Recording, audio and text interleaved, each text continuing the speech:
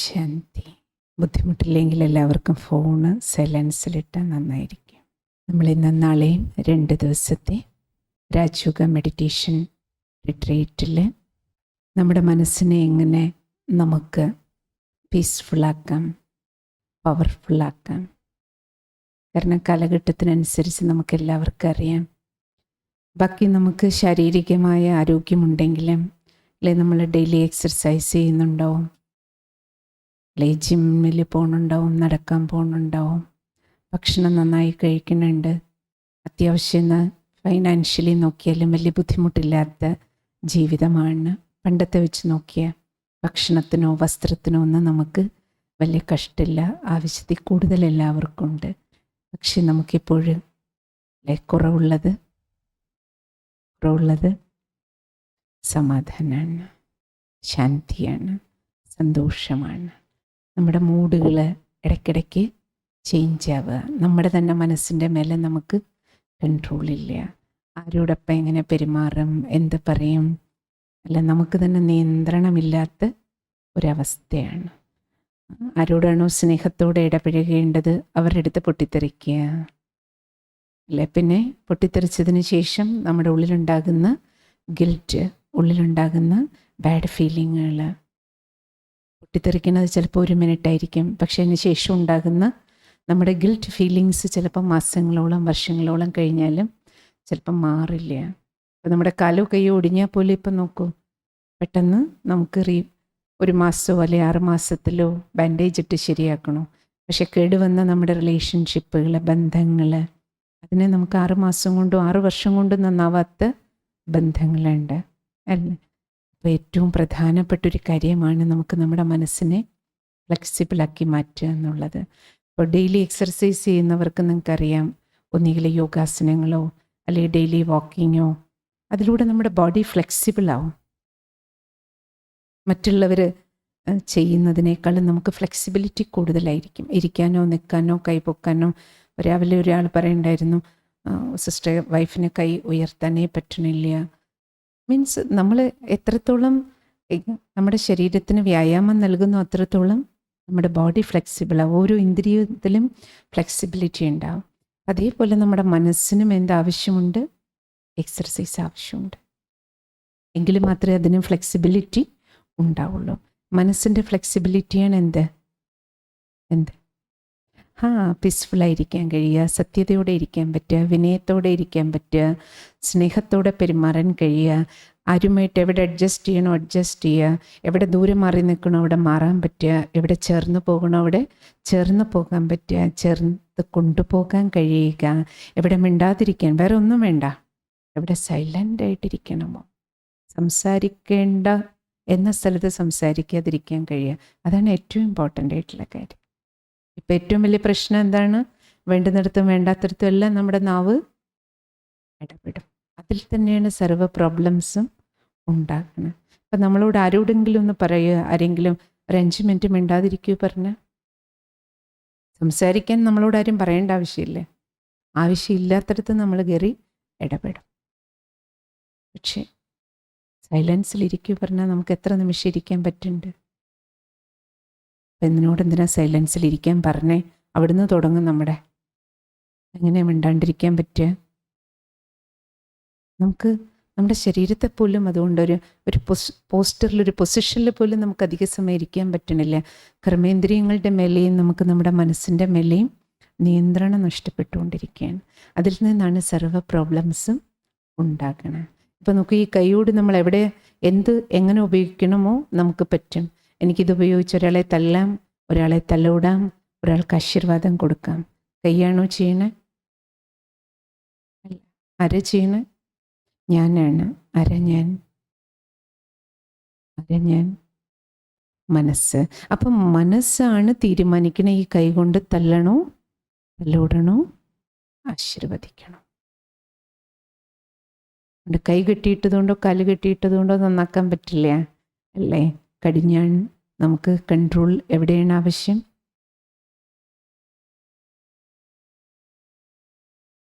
ഇന്നും നാളെയുമുള്ള മെഡിറ്റേഷൻ്റെ ഈ കോഴ്സ് നമുക്ക് ആ ഒരു ലക്ഷ്യത്തോടു കൂടിയിട്ടാണ് നമ്മൾ ചെയ്യണേ.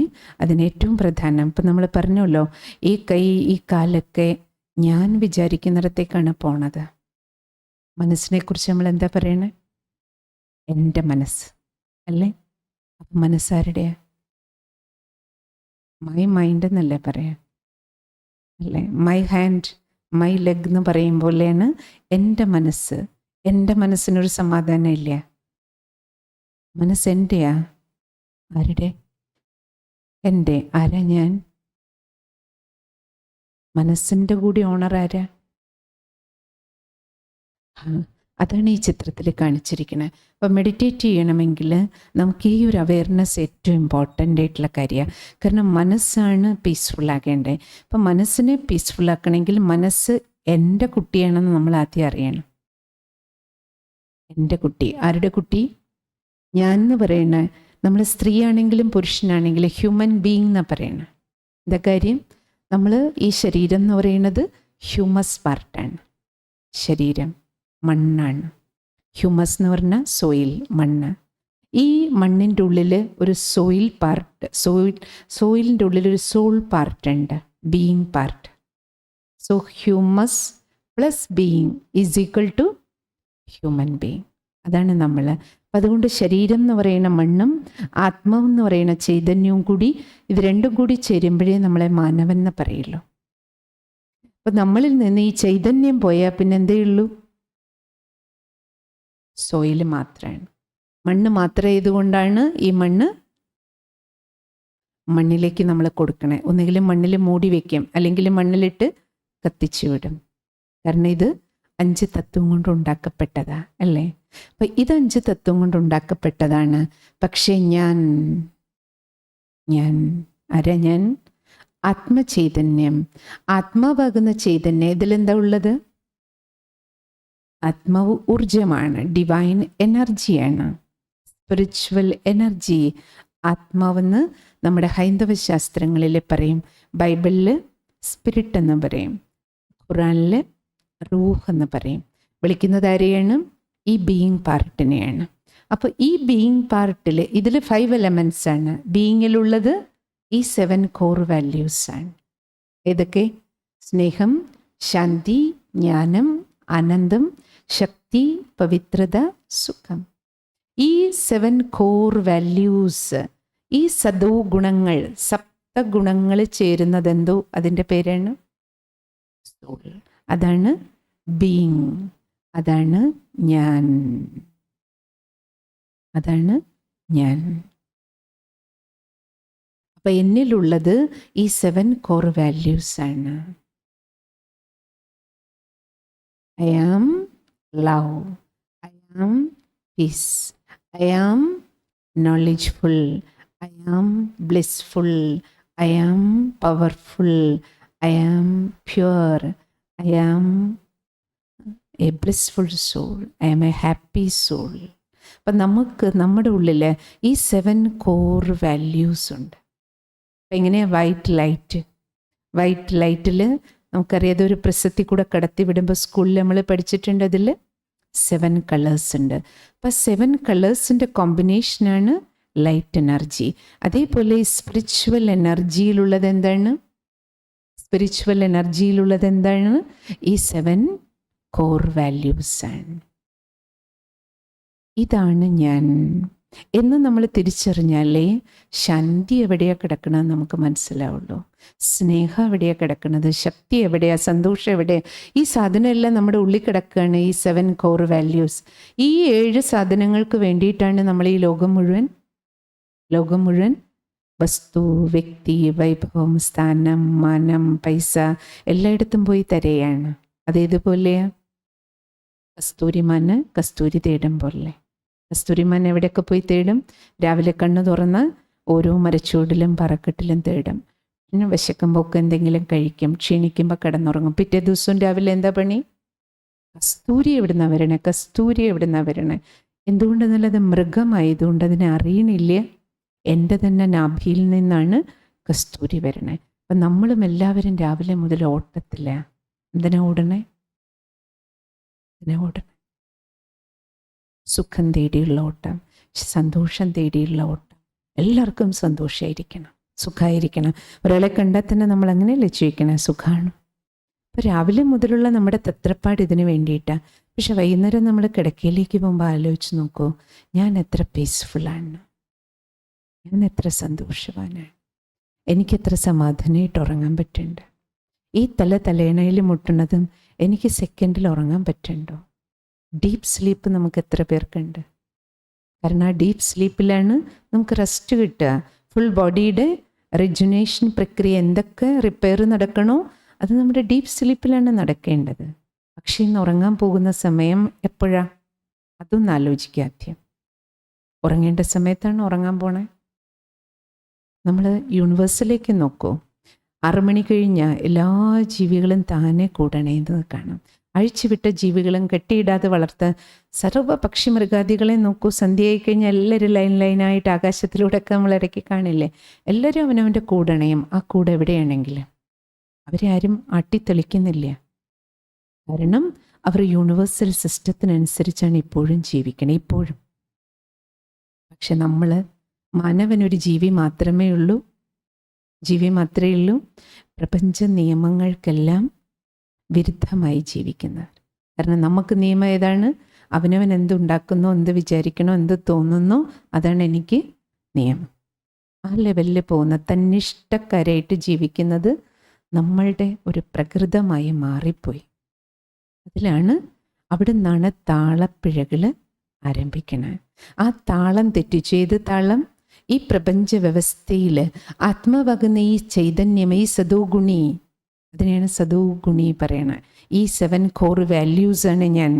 ഈ ഗുണങ്ങൾ ആരിൽ എമർജ് ആയിട്ടുണ്ടോ, ഫുള്ളായിട്ടുണ്ടോ, 100ൽ 100 ഉണ്ടോ, അപ്പോൾ അവരെ എന്ത് പറയും? സദോഗുണി. അല്ല, അതിൽ കുറച്ച് കലർപ്പാകുമ്പോൾ എന്ത് പറയും? നല്ലതും കെട്ടതും കൂടെ ചേരുമ്പോൾ രജോ. ഫുൾ കെട്ടതായി മാറുമ്പോൾ എന്ത് പറയും? തമോ. അതാണ് സദോ രജോ തമോ. സാത്വിക ഗുണം, രജോ ഗുണം, തമോ ഗുണം എന്ന് പറയാറുണ്ടല്ലോ. അപ്പോൾ ഇവിടെ നമ്മൾ മനസ്സിലാക്കേണ്ടത്, ഞാൻ ആത്മചൈതന്യമാണ്. ആത്മചൈതന്യമായ എന്നിലുള്ളത് ഈ 7 കോർ വാല്യൂസാണ്. പക്ഷെ ഇതാണ് ഞാൻ തേടിക്കൊണ്ട് നടക്കുന്നത്. അപ്പോൾ ഈ ഉള്ളിലുള്ള സാധനം നമ്മൾ പുറത്ത് തേടിയാൽ നമുക്ക് കിട്ടൂ? അത് തന്നെയാണ് കസ്തൂരിമാൻ മരിക്കും എന്താ ചെയ്യണേ? കസ്തൂരി തേടും.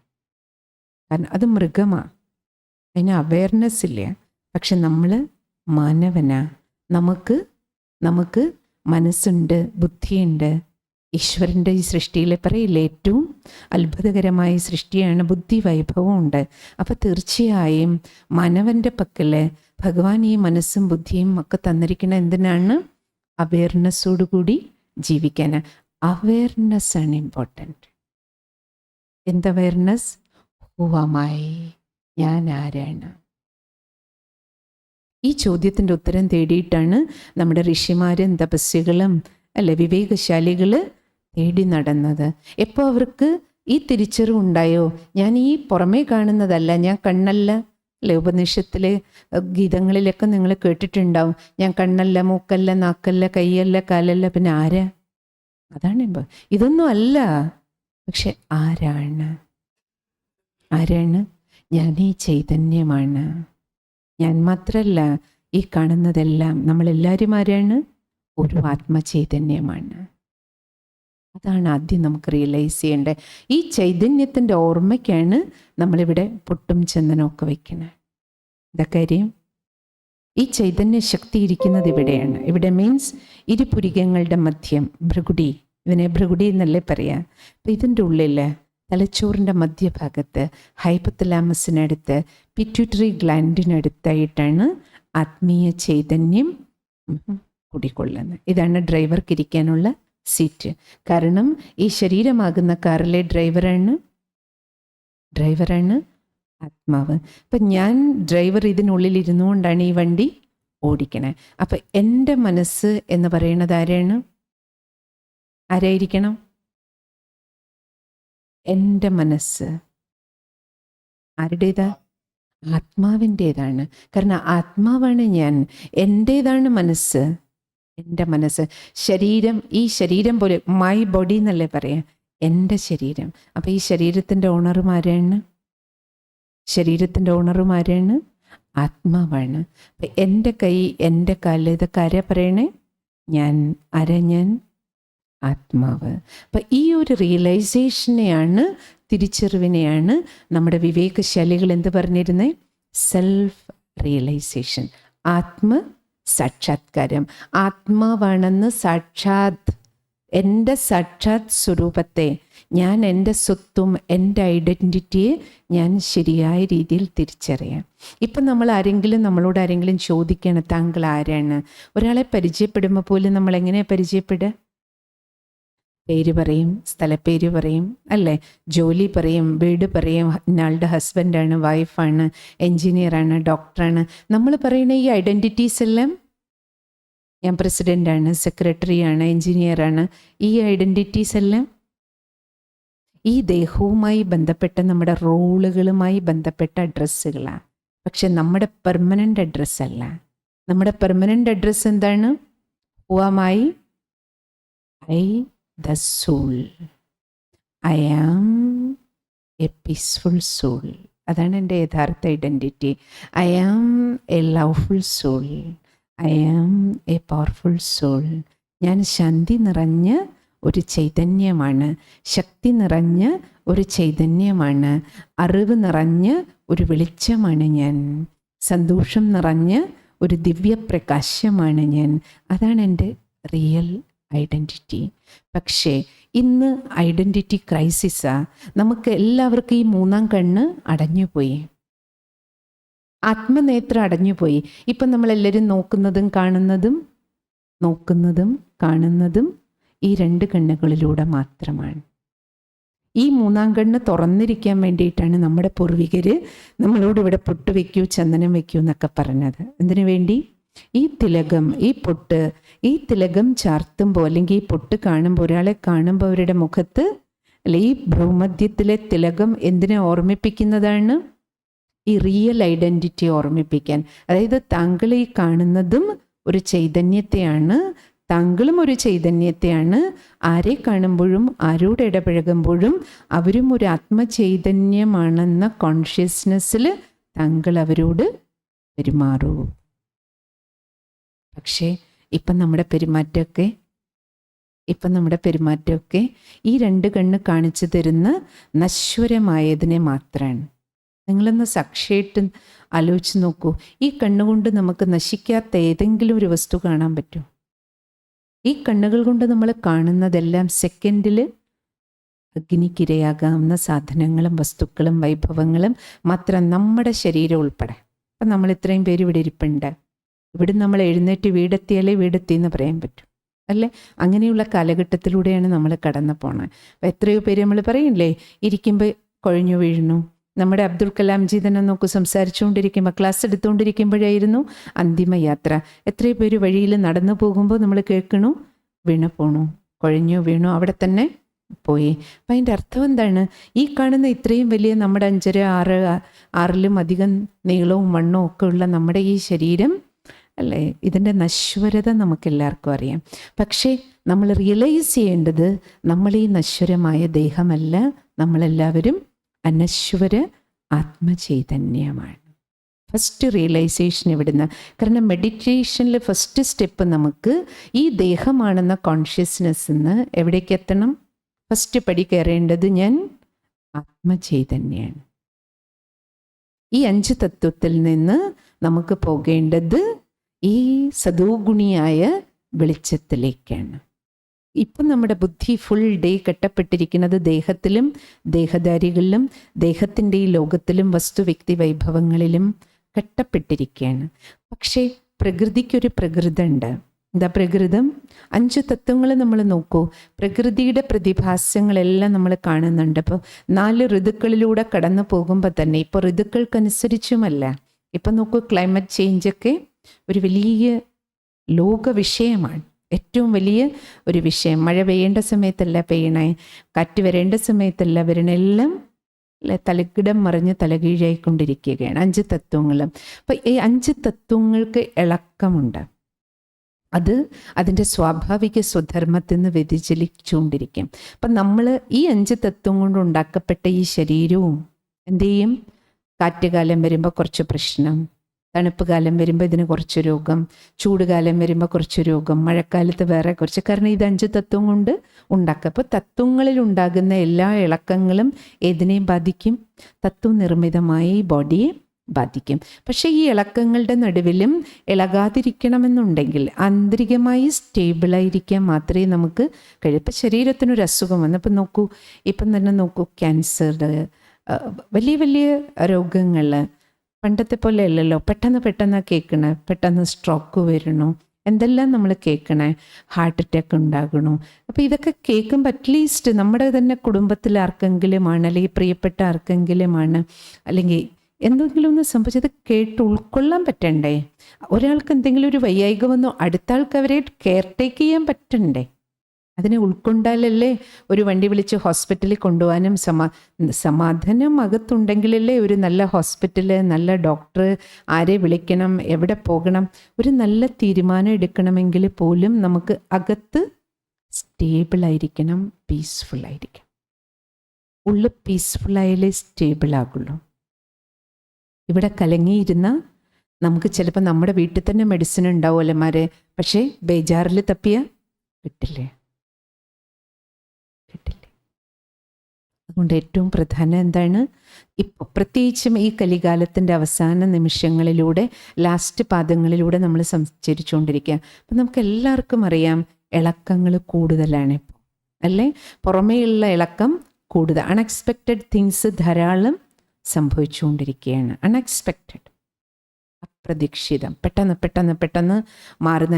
ഇന്ന് നമ്മളോട് വളരെ സ്നേഹമായിട്ടിരുന്ന ആൾ അടുത്ത സെക്കൻഡിലെ മാറുന്ന ആൾക്കാരുടെ സ്വഭാവങ്ങൾ, പ്രകൃതങ്ങൾ, സംഭവങ്ങൾ, സാമ്പത്തിക പ്രതിസന്ധികൾ, പ്രകൃതിയിൽ നിന്നുണ്ടാകുന്നത്, മനുഷ്യരിൽ നിന്നുണ്ടാകുന്നത്, നമ്മളിത് ഫാമിലിയിൽ നിന്നുണ്ടാകുന്നത്, ഏറ്റവും പ്രിയപ്പെട്ടവരിൽ നിന്ന് പോലും നമുക്ക് നേരിടേണ്ടി വരുന്ന ചില ഷോക്കുകൾ, അല്ലേ? അപ്പം ഇതൊക്കെ നമുക്ക് താങ്ങാൻ കഴിയണമെങ്കിൽ എന്ത് വേണം? നമ്മൾ അകത്ത് സ്ട്രോങ് ആയിരുന്നാലേ മതിയാവുള്ളൂ. കാരണം പുറമേ ഉണ്ടാകുന്ന പ്രശ്നങ്ങൾ നമ്മുടെ കൺട്രോളിലുള്ളതല്ല. അത് അൺഎക്സ്പെക്റ്റഡ് തിങ്സ് കൂടുതൽ സംഭവിച്ചുകൊണ്ട്, ചിലതൊക്കെ നമ്മൾ എക്സ്പെക്റ്റ് ചെയ്യണതാ, പക്ഷെ ഇപ്പോൾ അൺഎക്സ്പെക്റ്റഡ് തിങ്സാണ് കൂടുതൽ. അപ്പോൾ നമുക്കിവിടെ ചെയ്യാൻ പറ്റുന്നത് എന്താണ്? ഇപ്പം നോക്കൂ, പ്രിയപ്പെട്ടവരുടെ വേർപാട്, മരണങ്ങൾ, അല്ലേ? ഭയങ്കരമായി ദുഃഖം നൽകുന്നതാണ്. പിന്നെ പെട്ടെന്നുണ്ടാകുന്ന മാനഹാനി, സാമ്പത്തിക പ്രശ്നങ്ങൾ, ബന്ധങ്ങളിലെ പ്രശ്നങ്ങൾ, അപ്രതീക്ഷിതമായി ഉണ്ടാകുന്ന ഇങ്ങനെയുള്ള സാഹചര്യങ്ങൾ നമുക്ക് എന്താ ചെയ്യാൻ പറ്റുക? കരഞ്ഞുകൊണ്ടിരുന്ന് ജീവിതം തീർക്കാൻ പറ്റുമോ? മൂഡ് ഓഫ് ആയിട്ടിരുന്ന് ജീവിതം തീർക്കാൻ പറ്റുമോ? ആത്മഹത്യ ചെയ്ത് ഒളിച്ചോടാൻ പറ്റുമോ? ഇതൊന്നും നമുക്ക് സൊല്യൂഷൻ അല്ലല്ലോ, ഇതൊന്നും ഒരു പരിഹാരമല്ല. അപ്പം എങ്ങനെ പരിഹരിക്കും? നമുക്ക് അവസാനം വരെ ജീവിതം മുന്നോട്ട്, എതുവരെ ഈ ശരീരമുണ്ടോ, ആത്മാവിന് ഈ വണ്ടി എതുവരെ ഉണ്ടോ കയ്യിൽ, അതുവരെ ഓടിക്കണം. പക്ഷെ എങ്ങനെ ഓടിക്കണം? നന്നായി ഓടിക്കണം. കൺട്രോൾഡ് ഡ്രൈവിങ് ചെയ്യണം. അതിനെയാണ് നന്നായി ഓടിക്കുക പറയണേ. ആക്സിലേറ്റർ ഫുള്ള് കൊടുക്കുന്ന ആളെ നല്ല ഡ്രൈവർ എന്ന് പറയില്ലേ? അതൊരു കൊച്ചുകുട്ടിക്കും വേണമെങ്കിൽ പോയിരുന്ന് ചെയ്യാം. ഒരു നല്ല ഡ്രൈവർ എന്നാരേ പറയുള്ളൂ, അല്ലേ? ആ വണ്ടി നന്നായി ഓടിക്കുക എന്ന് പറഞ്ഞാൽ ആക്സിലറേറ്റർ ചവിട്ടൽ മാത്രമല്ല, അതിൽ ബാക്കിയും സാധനങ്ങളുണ്ട്. അതൊക്കെ ശരിയായി ഉപയോഗിക്കാൻ കഴിയണം. പാകത്തിന് ക്ലച്ചും, പാകത്തിന് വേണ്ടടുത്ത് ബ്രേക്കും, അല്ലേ? എല്ലാം സ്റ്റിയറിങ്ങും എല്ലാം കറക്റ്റായിട്ട് യൂസ് ചെയ്യണം. അതേപോലെ നമുക്ക് ഈ ശരീരത്തിൽ അനവധി ഇന്ദ്രിയം, നാവ് മാത്രമല്ല തന്നിരിക്കണം. ഇതിന് സ്പീഡ് കൂട്ടിയത് കൊണ്ട് മാത്രം ലൈഫിൻ്റെ സ്പീഡ് കൂടില്ല. നമ്മൾ ഈ ഒരു ഒറ്റ സാധനം ഉപയോഗിക്കണമെന്ന്. അതുകൊണ്ട് നമുക്കൊരു നല്ല ഡ്രൈവർ എന്ന് പറയാൻ, ജീവിതത്തിലൊരു നല്ല വ്യക്തി എന്ന് പറയാൻ പറ്റില്ല.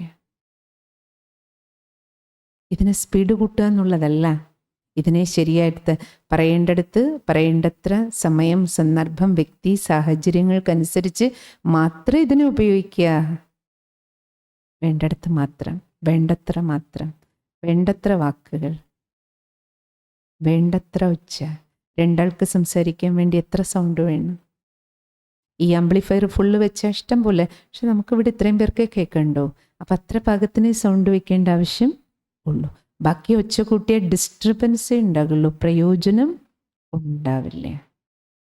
നമ്മളിതിന് സൗണ്ട് കൂട്ടിയിട്ടാണ്, അല്ലേ, എല്ലാം പരിഹരിക്കാൻ ശ്രമിക്കുക. ഒന്നുകിൽ ഇതിൻ്റെ സൗണ്ട് കൂട്ടും, ഇല്ലെങ്കിൽ ഇത് ഉപയോഗിച്ച് അല്ലേ വേണ്ടാത്ത വാക്കുകളോ കടുത്ത വാക്കുകളോ അല്ലേ കാഠിന്യം കൂടിയതോ പരുക്കനായിട്ടുള്ളതോ ഒക്കെ എടുത്ത് ഉപയോഗിച്ച് അല്ലേ ഹാൻഡിൽ ചെയ്യാൻ ശ്രമിക്കുകയാണ്.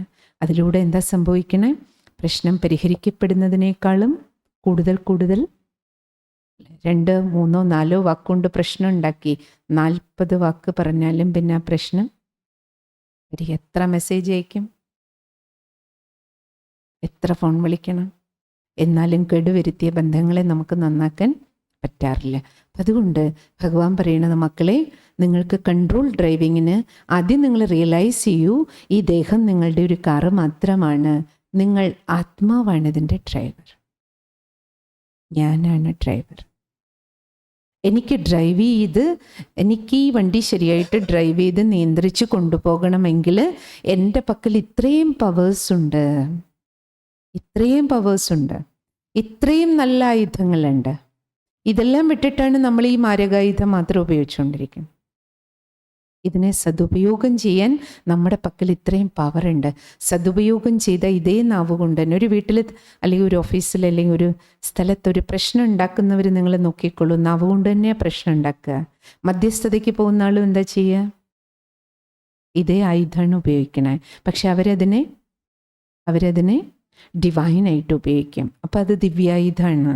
ഇതുപയോഗിച്ച് ബന്ധങ്ങളെ കേടുവരുത്തുകയാണെങ്കിൽ ഇത് മാരകായുധത്തിൻ്റെ ജോലിയാണ് ചെയ്യണേ. അപ്പം നമുക്ക് കിട്ടിയിരിക്കുന്ന ഈ സെൻസ് ഓർഗൻസിനെ എല്ലാം നമ്മൾ ഡിവൈൻ പവേഴ്സ്, ഈ സദോഗുണീയ ഊർജം ഉപയോഗിച്ചാണ് ഡ്രൈവർ ഇതിനെല്ലാം ഉപയോഗിക്കുന്നതെങ്കിൽ നമുക്ക് ഈ വണ്ടി എന്ത് ചെയ്യാം?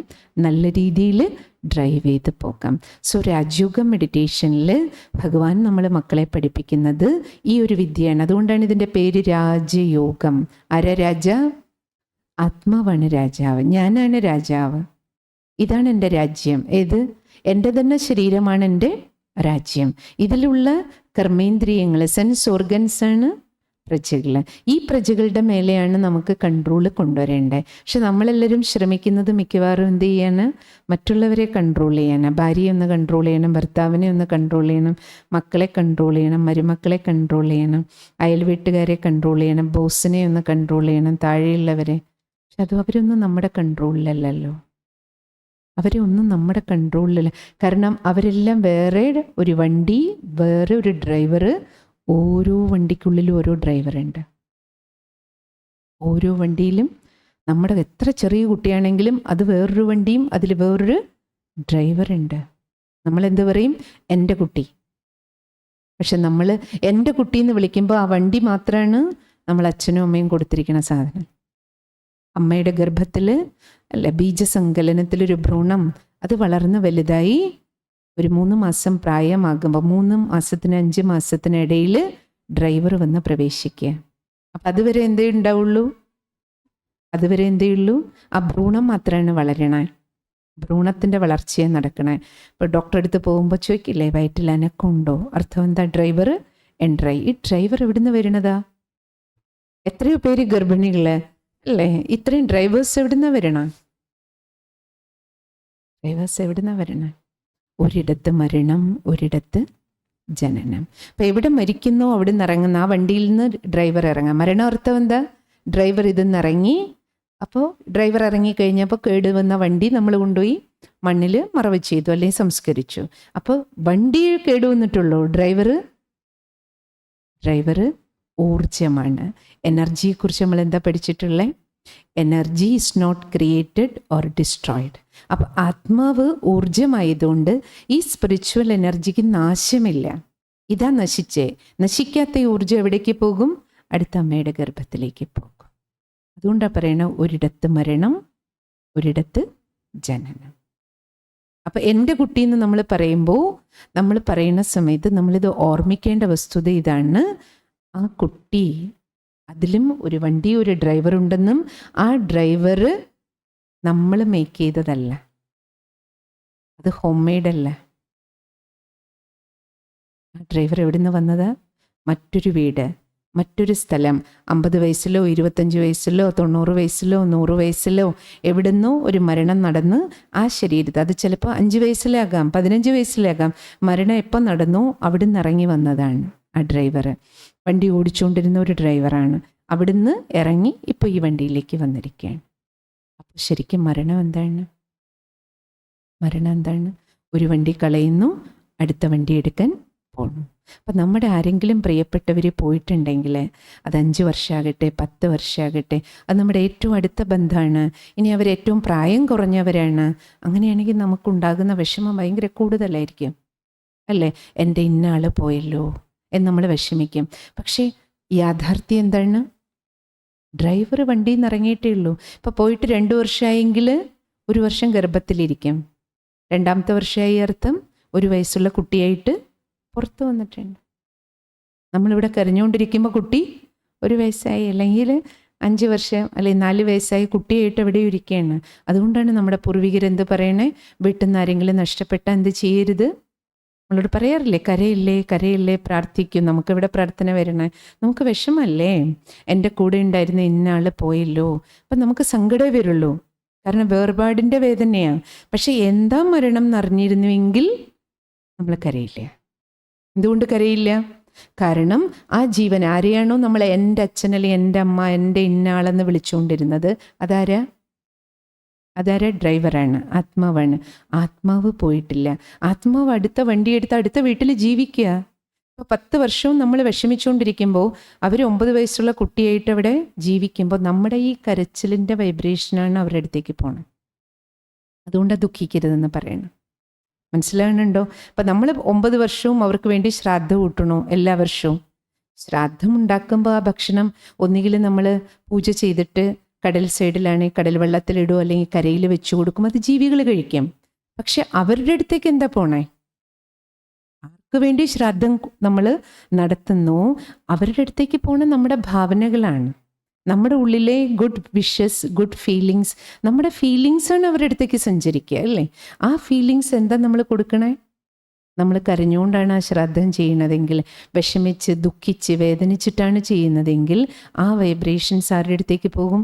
വൈബ്സ് ആണല്ലോ. കാരണം നമ്മുടെയും ആത്മാവിൽ നമ്മുടെ മനസ്സിൽ നിന്നുണ്ടാകുന്ന വൈബ്രേഷൻ ആരുടെ അടുത്തേക്ക് പോകും? ആ കുട്ടി ഇപ്പോൾ എവിടെയാണോ ജനിച്ചിരിക്കണേ, എത്ര വയസ്സുണ്ടോ, നമ്മൾ വർഷാവർഷം കരയുകയാണെങ്കിൽ, അവരുടെ മാസാമാസം കരഞ്ഞ് ഡെയിലി കരഞ്ഞുകൊണ്ടിരിക്കുകയാണെങ്കിൽ നമ്മുടെ ദുഃഖത്തിൻ്റെ വൈബ്രേഷനാണ് അവരുടെ അടുത്തേക്ക് പോണേ. നമ്മളെന്താ ആഗ്രഹിക്കണം? അവർ ദുഃഖിക്കാനാണോ? അല്ല. അവരെവിടെയാണോ അവർ സുഖമായിട്ടിരിക്കാനാണ് നമ്മൾ ആഗ്രഹിക്കുന്നുവെങ്കിൽ, അതുകൊണ്ടാണ് നമ്മുടെ പൂർവികരെന്ത് പറയണേ? കരയില്ലേ എന്ന ചുക്കി സിസ്റ്റർ നമുക്ക് ഓർമ്മ വരില്ലേ? നമ്മുടെ പ്രിയപ്പെട്ടവരല്ലേ? നമുക്ക് വിഷമം ഉണ്ടാവില്ലേ? നമുക്ക് ഓർമ്മ വരും. പക്ഷേ ദുഃഖത്തിൻ്റെ വൈബ്രേഷൻ കൊടുക്കുന്നതിന് പകരം ഓർമ്മ വരുമ്പോഴൊക്കെ എന്ത് ചെയ്യാം? നമ്മൾ ഇവിടുന്ന് ദുബായിലേക്ക് ഒരാൾ പോവുകയാണെങ്കിൽ ഇപ്പം നമ്മൾ യാത്രയാക്കണത് കരഞ്ഞുകൊണ്ടാ. യഥാർത്ഥത്തിൽ ഹാപ്പി ജേർണി എന്നാ പറയേണ്ടത്. സുഖമായിട്ട് പോയിട്ട് വരൂ. നമുക്കറിയാം അവർ പോകും വരും. പക്ഷെ മരണസമയത്ത് നമ്മുടെ അടുത്ത് നിന്ന് പോകുന്ന ആൾ പോവുകയാണ്, സദാകാലത്തേക്ക് യാത്ര പറഞ്ഞ് മറ്റൊരു കുടുംബത്തിലേക്ക് പോവാണ്. നമ്മുടെ വീട്ടിൽ ഒരാൾ നഷ്ടപ്പെട്ടു, പക്ഷെ വേറൊരു വീട്ടിലൊരു കുട്ടിയെ കിട്ടി. ഒരച്ഛനും അമ്മയ്ക്കൊരു കുട്ടി ജനിച്ചു. അവർക്ക് സന്തോഷം, നമുക്ക് ദുഃഖം. അതുകൊണ്ടാണ് ദുഃഖം എന്താ, ജനനം എന്താ, മരണം എന്താ, സുഖം എന്താ, ദുഃഖം. ഈ ജ്ഞാനം നമുക്ക് കിട്ടിയാലേ നമ്മുടെ ദുഃഖത്തിനും വേദനകൾക്കും അറുതി ഉണ്ടാകുള്ളൂ, സമാപ്തി ഉണ്ടാകുള്ളൂ.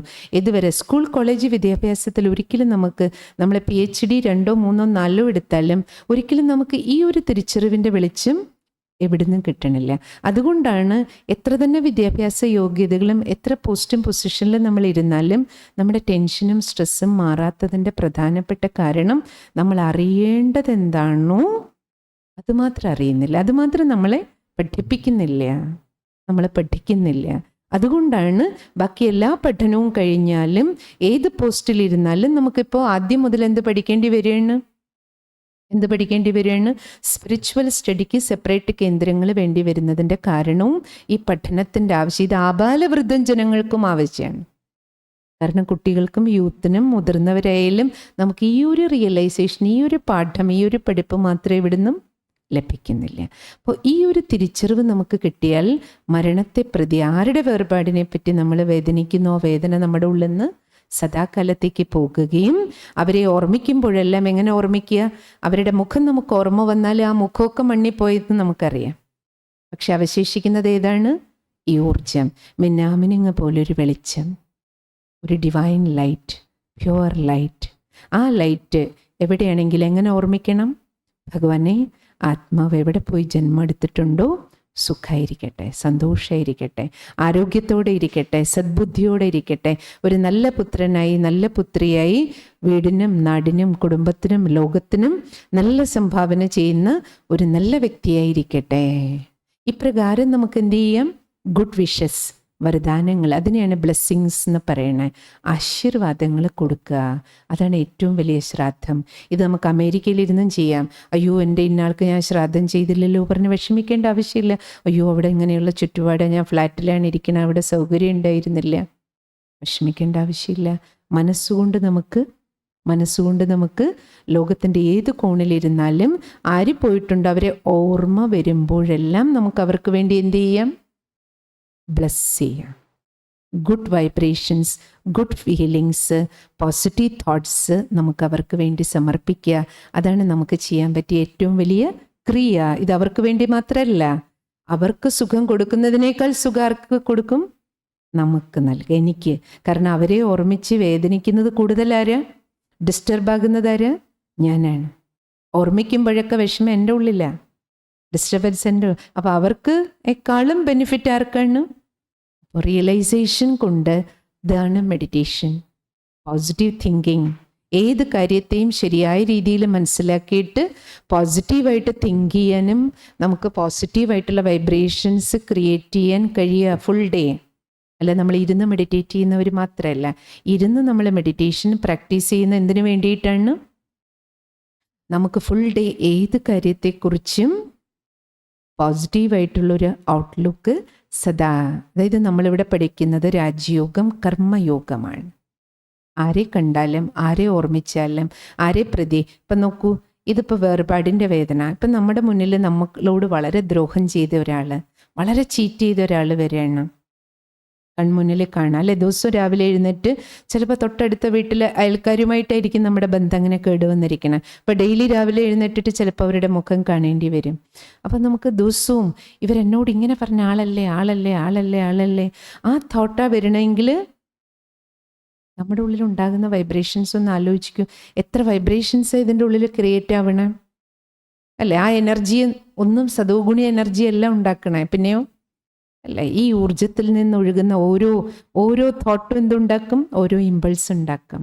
ആ ഓരോ ഇമ്പൾസിലും നമ്മൾ ഓരോ സ്പന്ദനങ്ങളിലും നോക്കിയ ഒരു കമ്പനം ഉണ്ട്. ആ നമ്മൾ പറയാറില്ലേ, ഓരോ തോട്ടും വൈദ്യുതി ഉണ്ടാക്കും. പക്ഷെ ഉണ്ടാക്കുന്ന കറണ്ട് പോസിറ്റീവാണോ നെഗറ്റീവാണോ, പ്ലസ് ആണോ മൈനസ് ആണോ, അത് തോട്ടിനനുസരിച്ചാണ്, അല്ലേ? അപ്പം നമുക്ക് ഇപ്പം നോക്കൂ, ഞാനും ഒരു സ്പിരിച്വൽ എനർജിയാണ്. ഞാൻ ആരെ കാണുന്ന എല്ലാവരും ഒരു സ്പിരിച്വൽ എനർജിയാണ്, ആത്മാവാണ്. എല്ലാവരും ആത്മസഹോദരങ്ങളാണ്. ഇപ്പോൾ ഒന്നിരുന്നിട്ട് സാക്ഷിയായിട്ട് നമ്മൾ ആലോചിച്ച് നോക്കൂ, ആ ശത്രു അല്ലെങ്കിൽ എന്നെ ചീറ്റ് ചെയ്ത ആളും ആ ബോഡിയിൽ വരായിരിക്കണം, അതുവരെ ഒരാത്മചൈതന്യമാണ്. ഈ ഒരു സ്മൃതി തന്നെ നമുക്ക് അവരെ പ്രതിയുള്ള നമ്മുടെ ചിന്ത, നെഗറ്റീവ് ചിന്ത, നമ്മുടെ ഉള്ളിനെ കാർന്ന് തിന്നുകൊണ്ടിരിക്കുന്ന തരത്തിലുള്ള നെഗറ്റീവ് ചിന്തകളിൽ നിന്ന് നമുക്കൊന്ന് പോസിറ്റീവായിട്ട് മാറാൻ ഈ ഒരു സ്പിരിച്വൽ ഐഡൻറ്റിറ്റി റിയലൈസ് ചെയ്യുമ്പോൾ നമുക്ക് നമ്മുടെ ഫീലിങ്സുകളിലും എന്തുണ്ടാക്കും?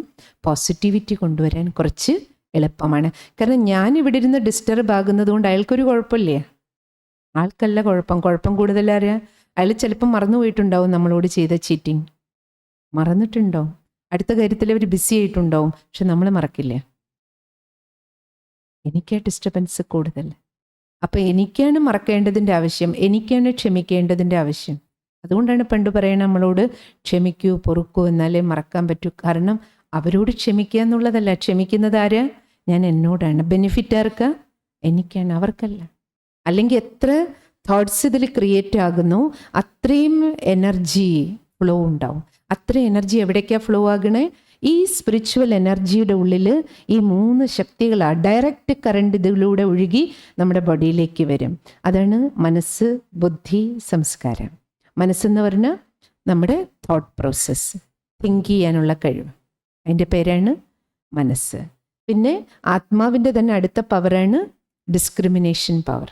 തീരുമാനം എടുക്കാനുള്ള ശക്തി, നല്ലത് കെട്ടത്, വേണ്ടുന്നത് വേണ്ടാത്ത നിർണയ ശക്തി, ഡിസിഷൻ മേക്കിംഗ് പവർ നമ്മുടെ. പിന്നെ മൂന്നാമത്തതാണ് ആത്മാവിൻ്റെ അടുത്ത ശക്തിയാണ്. ആത്മാവിലാണ് എല്ലാം റെക്കോർഡാവണം. റെക്കോർഡിംഗ് സെൻറ്ററും കൂടിയാണ്. അതിനെയാണ് നമ്മൾ സ്വഭാവം, ശീലം എന്നെല്ലാം പറയണേ. എല്ലാ പ്ലസും മൈനസും ഇതിൻ്റെ ഉള്ളിൽ പതിയും. എവിടെ? ഇവിടെ ആത്മാവിലെല്ലാം പതിയും. അപ്പം ചിന്താശക്തി, മനസ്സ്, ബുദ്ധി, സംസ്കാരം, ഈ 3 പവേഴ്സ് ഉപയോഗിച്ചിട്ടാണ്, ഈ 3 കൈകളിലൂടെയാണ് ആത്മാവ് ഈ ശരീരവുമായി ബന്ധപ്പെടുന്നത്. അതുകൊണ്ട് നമ്മൾ മനസ്സെന്നറിയാം. ആത്മാവെന്നറിയില്ലെങ്കിലും മനസ്സെന്ന് നമ്മൾ പറയും. കാരണം തോട്ട് പവറാണ് ആത്മാവിൻ്റെ ഫസ്റ്റ്. ഈ ബോഡിയിലേക്ക് ആത്മാവ് കൈ കടത്തുന്നത്, ആത്മാവിൻ്റെ കൈ എന്ന് വേണമെങ്കിൽ നമുക്ക് പറയാം. ഈ ശരീരത്തിൻ്റെ കൈ പോലെ ഈ 3 കൈകളിലൂടെയാണ് സോള് ബോഡിയുമായി ബന്ധപ്പെടുന്നത്. ഈ ഡ്രൈവർ ഈ വണ്ടി ഓടിക്കാൻ ഉപയോഗിക്കുക. ഇപ്പം നമ്മൾ എങ്ങനെയാണ് ഒരു വണ്ടിയിൽ മെയിനായിട്ട് ക്ലച്ച്, ബ്രേക്ക്, ആക്സിലറേറ്റർ, അതുപോലെയാണ് മനസ്സ്, ബുദ്ധി, സംസ്കാരം. നമ്മുടെ മൈൻഡിൽ എന്ത് ചെയ്യണം? ഇപ്പം നോക്കൂ, ഇന്നിവിടെ മെഡിറ്റേഷൻ ക്യാമ്പ് ഉണ്ടെന്ന് നിങ്ങൾ അറിഞ്ഞു, ന്യൂസ് കേട്ടു. അപ്പം ആദ്യം എന്ത് വരും? മൈൻഡിൽ തോട്ട് ഉണ്ടാവും. പോണോ വേണ്ടയോ? പല ചിന്തകൾ വരും. പോയിട്ട് എന്തെങ്കിലും പ്രയോജനമുണ്ടോ? ശരി, പോയി നോക്കാം. ഡിസിഷൻ അവസാനം എടുത്തു. പലരോടും ചോദിച്ചിട്ടുണ്ടാവും, നിങ്ങൾ തന്നെ പലതവണ ചിന്തിച്ചിട്ടുണ്ടാവും, പ്ലസ് മൈനസ് എല്ലാം അല്ലേ, എനിക്ക് ബിസിയല്ലേ, അല്ലെങ്കിൽ ജോലിയില്ലേ, എങ്ങനെ ഇത്രയും സമയം പോയി, പല ചിന്തകൾ വന്നിട്ടുണ്ടാവും. അതിനുശേഷം ഒരു തീരുമാനം നമ്മൾ എടുക്കും. ആ തീരുമാനം എടുത്തത് കൊണ്ട് പോണം. അതുകൊണ്ടാണ് ഇന്ന് നിങ്ങളിവിടെ ഇരിക്കണേ. അപ്പോൾ ആ തീരുമാനം എടുക്കാനുള്ള ശക്തിയാണ് എന്താ പറയുക? ബുദ്ധിശക്തി. അതിനുശേഷം നിങ്ങൾ വന്നു, ഇന്ന് ക്ലാസ് അറ്റൻഡ് ചെയ്തു, ഇന്ന് 2 മണിക്കൂർ ഈ ക്യാമ്പിൽ ഇരുന്നു. നാളെയും നിങ്ങൾക്ക്, ഇന്ന് ഇരുന്നിട്ട് നിങ്ങൾക്ക് എന്തെങ്കിലും ബെനിഫിറ്റ് കിട്ടിയിട്ടുണ്ടെങ്കിൽ നിങ്ങൾ നാളെയും വരണമെന്ന് തോന്നും നിങ്ങൾക്ക്. അപ്പം നിങ്ങൾ തിരിച്ച് നാളെയും വരും. അപ്പോൾ തുടർച്ചയായിട്ട് നമ്മൾ ഏതൊരു കർമ്മം ചെയ്യുന്നു അതിൻ്റെ പതിപ്പുകൾ ആത്മാവിലാണ് ഉണ്ടാക്കുക. തുടർച്ചയായിട്ട് ചെയ്യുന്നതെല്ലാം ഇവിടെ റെക്കോർഡാവും. അതുകൊണ്ടാണ് അത് ശീലങ്ങൾ ഉണ്ടാകുന്നത്. നോക്കൂ, ഇന്ന് വൈകിട്ട് 4 മണിക്ക് എനിക്കൊരു ചായ കിട്ടി, നാളെയും കിട്ടി, മറ്റന്നാളും കിട്ടി, തുടർച്ചയായിട്ട് 6 ദിവസം കിട്ടി. 7ാമത്തെ ദിവസം ആരും കൊണ്ടു തന്നില്ല. പക്ഷേ 7ാമത്തെ ദിവസം 4 മണിക്ക് എനിക്ക് എന്ത് തോന്നും? ഒരു ചായ കിട്ടിയിരുന്നെങ്കിൽ. ആരും കൊണ്ടു തന്നില്ല. അപ്പം ഞാൻ എന്ത് ചെയ്യും? ചായ തേടി ഇറങ്ങും. എവിടെ കിട്ടൂ? കാരണം തുടർച്ചയായിട്ട് നമ്മൾ ചെയ്യുമ്പോൾ ഇതിൽ ലെയേഴ്സ്, മേലെ ലെയേഴ്സ് പതിപ്പുണ്ടാവും. ഒരു ന്യൂറോൺ പാത്ത് സൃഷ്ടിക്കപ്പെടുകയാണ്. അപ്പോൾ ആ ശീലങ്ങൾ നമ്മളെ കൊണ്ട് വീണ്ടും എന്ത് ചെയ്യിക്കും? ശീലങ്ങൾ വീണ്ടും നമ്മളെ കൊണ്ട് കർമ്മം ചെയ്യിപ്പിക്കും. ഇങ്ങനെയാണ് പ്ലസ് മൈനസ് എല്ലാം ഉണ്ടാകണം. നല്ല ശീലങ്ങളും കെട്ട ശീലങ്ങളും. അപ്പം മനസ്സിൽ തോട്ട് വരും, ബുദ്ധി നിർണയം എടുക്കും. എന്ത് നിർണയം ബുദ്ധി എടുക്കുന്നോ അതിനനുസരിച്ച് കർമ്മം ചെയ്യും. അപ്പം കർമ്മം ചെയ്യുന്നത് ഇന്ദ്രിയങ്ങളിലൂടെ ചെയ്യിപ്പിക്കുന്നത് ഡ്രൈവറാണ്. വണ്ടി ഓടിക്കുന്നത് ഡ്രൈവറാണ്. നമ്മൾ നോക്കുമ്പോൾ സംസാരിക്കുന്നത് വായി, ഇന്നാൾ സംസാരിച്ചു പറയും. വായി സംസാരിക്കുന്നതും കണ്ണ് കാണുന്നതേ കാണുള്ളൂ, ചെവി കേൾക്കുന്നതും. പക്ഷേ ഉള്ളിലിരുന്നുകൊണ്ട് ഇതൊക്കെ ചെയ്യിപ്പിക്കുന്ന ആളാരാണ്? ഡ്രൈവറാണ്. അപ്പോൾ ഈ ഡ്രൈവറാണ് ചെയ്യുന്നത്. അതുകൊണ്ട് ചെയ്യുന്നതിൻ്റെ എല്ലാം പതിപ്പുകൾ, ഇംപ്രിൻറ്റുകൾ, എല്ലാ കർമ്മത്തിൻ്റെയും പ്ലസ് മൈനസ് ഫലം ഉണ്ടാകുന്നത് എവിടെ തന്നെയാണ്? ഇതിൻ്റെ ഉള്ളിൽ തന്നെയാണ്. ഇവിടെ തന്നെയാണ് പതിപ്പ് ഉണ്ടാകണം. ഇതൊരു ഓട്ടോമാറ്റിക് കമ്പ്യൂട്ടറാണെന്ന് വേണമെങ്കിൽ പറയാം. എല്ലാ പ്ലസും മൈനസും ഇവിടെ റെക്കോർഡാവും. അപ്പോൾ നമുക്ക് കുറച്ച് സമയം ആദ്യം ഈ വണ്ടിയുടെ കോൺഷ്യസിൽ നിന്ന് ഡ്രൈവറാണെന്ന കോൺഷ്യസിലേക്ക്, ഇതിനെയാണ് പറയുന്നത് നമുക്കൊരു കോൺഷ്യസ് ഷിഫ്റ്റ്. ഏത് കോൺഷ്യസ് ഷിഫ്റ്റ്? ബോഡി കോൺഷ്യസ് നിന്ന് സോൾ കോൺഷ്യസിലേക്കുള്ളൊരു ഷിഫ്റ്റാണ് ഇന്നത്തെ കാലഘട്ടത്തിന് ഏറ്റവും ആവശ്യം. ബോഡി ഇല്ലാതെ നമുക്കൊന്നും ചെയ്യാൻ പറ്റില്ല. പക്ഷേ ബോഡി കോൺഷ്യസ്നെസ്സിൽ നിന്ന് സോൾ കോൺഷ്യസ് ലിവിങ്, അതാണ് ബ്രഹ്മകുമാരീസ് ഈശ്വരീയ വിശ്വവിദ്യാലയത്തിൽ രാജയോഗം എന്ന ഭഗവാൻ നൽകുന്ന ഈ വിദ്യയിലൂടെ, മെഡിറ്റേഷനിലൂടെ നമ്മൾ പഠിക്കുന്നത് സോൾ കോൺഷ്യസ് ലിവിങ്. അപ്പോൾ ഇപ്പോൾ നമുക്ക് ഈ ശരീരത്തിൽ ഇരുന്നു കൊണ്ട് തന്നെ കേവലം നമുക്ക് നമ്മുടെ അറ്റൻഷനെ, കോൺഷ്യസ്നെസ്സിനെ എങ്ങനെ നമുക്ക് ബോഡി കോൺഷ്യസ് നിന്ന് സോൾ കോൺഷ്യസിലേക്ക് ഷിഫ്റ്റ് ചെയ്യാം. നിവർന്നിരിക്കാം, സ്വസ്ഥമായിരിക്കാം. നിങ്ങൾക്ക് എങ്ങനെ റിലാക്സ്ഡ് ആയിട്ടിരിക്കാമോ ഇരിക്കാം. നട്ടെല്ല് നിവർന്നിരിക്കുകയാണെങ്കിൽ കുറച്ച് നമ്മൾ അലർട്ടായിരിക്കും. ഇല്ലെങ്കിൽ മെഡിറ്റേഷൻ ചെയ്യുമ്പോൾ ശാന്തത മനസ്സിനുണ്ടാകുമ്പോൾ ചിലപ്പോൾ അറിയാതെ ഉറങ്ങിപ്പോവും. അതേസമയം നട്ടെല്ല് നിവർന്നിരുന്ന അലേർട്ട്നെസ്സും ഉണ്ടാവും. അപ്പം നമുക്ക് എല്ലാവർക്കും ഒരേ സങ്കല്പത്തിൽ മെഡിറ്റേഷൻ ചെയ്യാൻ വേണ്ടിയിട്ട് കുറച്ച് പോസിറ്റീവ് തോട്ട്സ് സിസ്റ്റർ ഷെയർ ചെയ്യാം. നിങ്ങളത് കേൾക്കുക. കേൾക്കുന്നതിനോടൊപ്പം അകക്കണ്ണിൽ കാണുക. നമ്മുടെ മനസ്സൊരു കണ്ണ് പോലെയാണ്. ഇപ്പോൾ ആദ്യം സിസ്റ്റർ നിങ്ങളോട് പറയണത്, നിങ്ങളിപ്പോൾ ഒരു സെക്കൻഡ് നിങ്ങളുടെ വീട്ടിലേക്കൊന്ന് പോകാൻ പറ്റുന്നില്ലേ? എങ്ങനെയാണ് പോണത്? മനസ്സുകൊണ്ട്. വീടിൻ്റെ ഫ്രണ്ടിലെത്തി ഫ്രണ്ട് ഡോറൊന്ന് ഓപ്പൺ ചെയ്യാൻ പറ്റുന്നില്ലേ? മനസ്സുകൊണ്ട്. ഇതേ മനസ്സുകൊണ്ട് നമുക്ക് മെഡിറ്റേഷനും ചെയ്യാം. മനസ്സാകുന്ന കണ്ണ് ഉപയോഗിച്ച് നമുക്ക് കാണുകയും ചെയ്യാം, ഫീൽ ചെയ്യുകയും ചെയ്യാം. ഓം ശാന്തിയിൽ തുടങ്ങി മെഡിറ്റേഷൻ തീരുമ്പോൾ ഓം ശാന്തിയിൽ അവസാനിപ്പിക്കാം.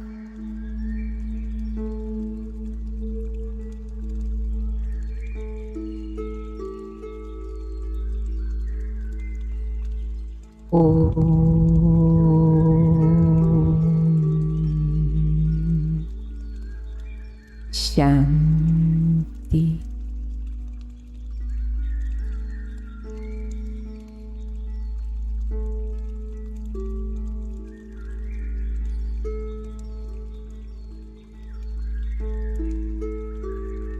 ഇരു കാലുകളും നിലത്ത് സ്വസ്ഥമാക്കി മനസ്സാകുന്ന കണ്ണിൽ പാദം കാണാം. കാൽപാദങ്ങളെ മനസ്സുകൊണ്ടൊന്ന് കാണും. ഇനി പതുക്കെ പതുക്കെ കണങ്കാൽ, കാൽമുട്ട്, ഇരു കാലുകളിലേക്കും പൂർണ്ണമായും ശ്രദ്ധ മനസ്സുകൊണ്ട് കൊണ്ടുവരും. ഇനി ഉദരഭാഗത്തിലേക്ക് ശ്രദ്ധിക്കാം. നെഞ്ചിലേക്ക് ശ്വാസം അറിഞ്ഞുകൊണ്ടെടുക്കും. ശ്വാസം എടുക്കുന്നതും ശ്വാസം കളയുന്നതും സ്വാഭാവികമായി ശ്രദ്ധിച്ച് ചെയ്യും. അറിഞ്ഞുകൊണ്ട് ശ്വസിക്കും.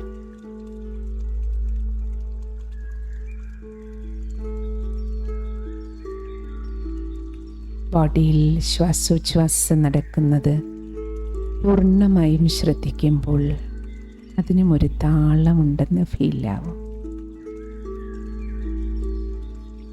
ഇനി ശ്രദ്ധ മുഖത്തേക്ക് കൊണ്ടുവരൂ. മുഖത്തിലുള്ള എല്ലാ അവയവങ്ങളും കണ്ണുകൊണ്ട്, അകക്കണ്ണുകൊണ്ടൊന്ന് കാണും.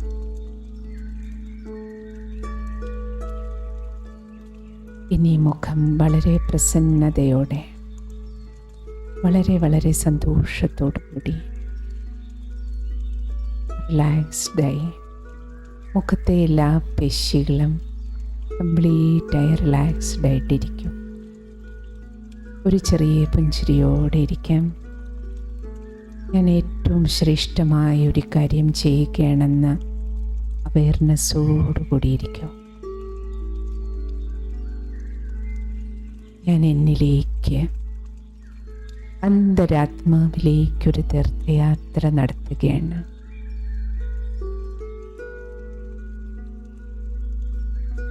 വാമായി ആരാണ് ഞാൻ?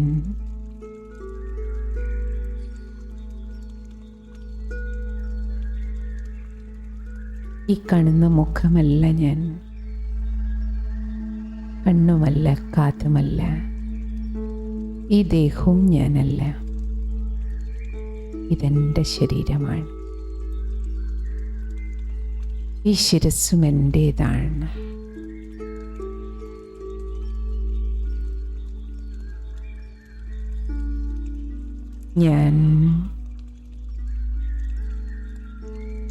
ഞാൻ ആരാണ്?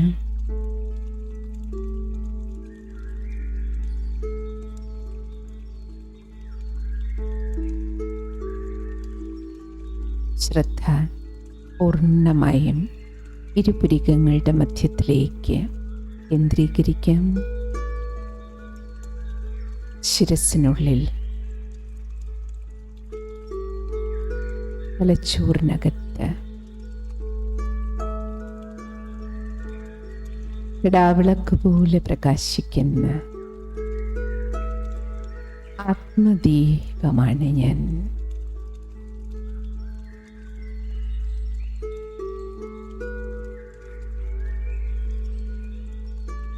മനസ്സാകുന്ന കണ്ണിൽ മിനാമിനുങ്ങ പോലെ പ്രകാശിക്കുന്ന സൂക്ഷ്മാതിസൂക്ഷ്മമായ ജ്യോതിർബിന്ദു ആത്മസ്വരൂപമാണ് ഞാൻ. Point of energy, divine energy.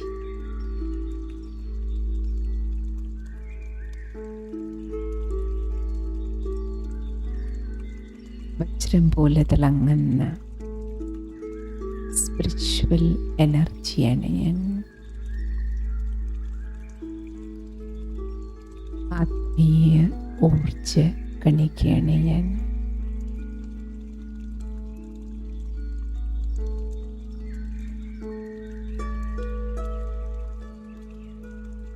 ദേഹമാകുന്ന കാറിലെ ഡ്രൈവറാണ് ഞാൻ.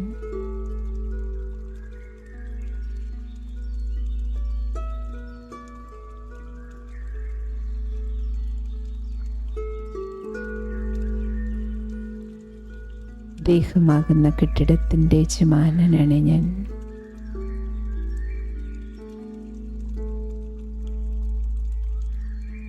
ശരീരമാകുന്ന രാജ്യത്തിലെ രാജാവാണ് ഞാൻ. ഒരിക്കൽ മധ്യം എൻ്റെ രാജസിംഹാസനമാണ്.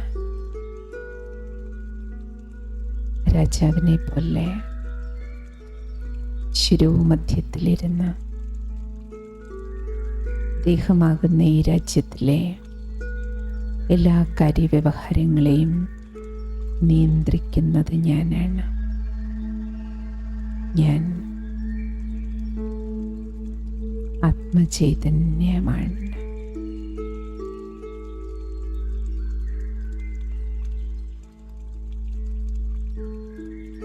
ഞാനാണ് ചിന്തിക്കുന്നത്. ചിന്തിക്കുന്ന സമയത്ത് എൻ്റെ പേരാണ് മനസ്സ്. തീരുമാനങ്ങൾ എടുക്കുന്നതും ഞാൻ ആത്മാവ് തന്നെയാണ്.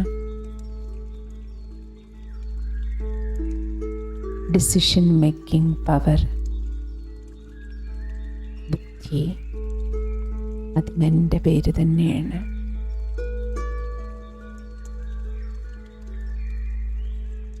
ബുദ്ധിയെടുക്കുന്ന നിർണയങ്ങൾക്കനുസരിച്ച് കർമ്മങ്ങൾ ചെയ്യുകയും കർമ്മഫലങ്ങൾ പതിയുന്നതും കർമ്മവും കർമ്മഫലങ്ങളുടെയും സ്റ്റോറേജും എന്നിൽ തന്നെയാണ്. ആത്മാവായ എന്നിൽ റെക്കോർഡിംഗ് സെൻ്ററും ആത്മാവ് തന്നെയാണ്.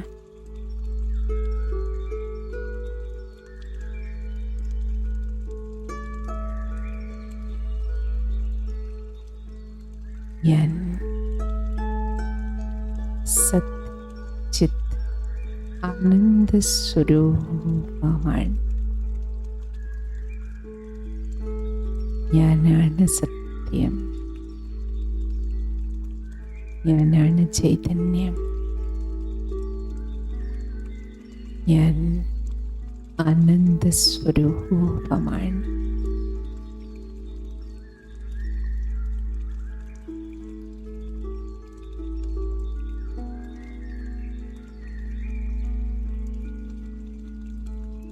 ശാന്തി നിറഞ്ഞ ഊർജമാണ് ഞാൻ.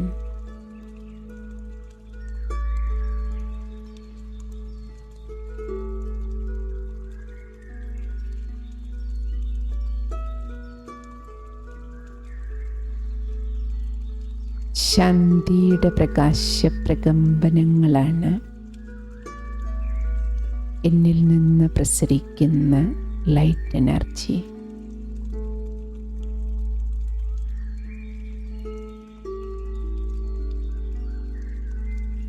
ആത്മാവാകുന്ന നക്ഷത്രത്തിൽ നിന്ന് ശാന്തിയുടെ പ്രകാശപ്രകമ്പനങ്ങൾ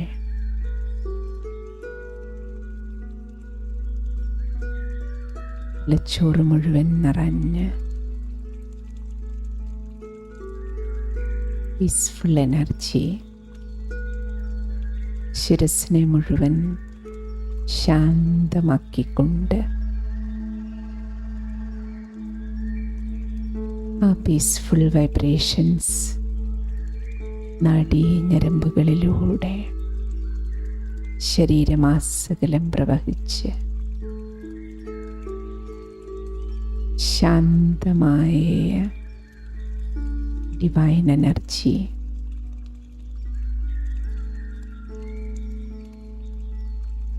ശിരസിൽ നിന്ന് പാദം വരെ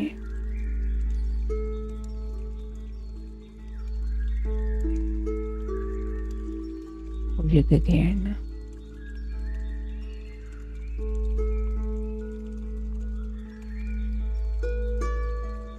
ഞാൻ ശാന്തമായ ഊർജ്ജകണികയാണ്.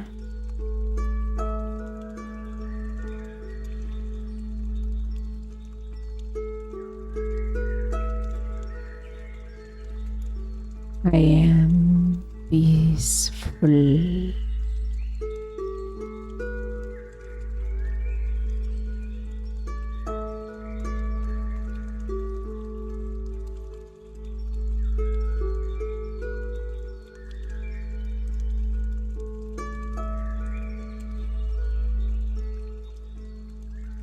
ഞാനാണ് ശാന്തി. ശാന്തി നിറഞ്ഞ് വെളിച്ചമാണ് ഞാൻ.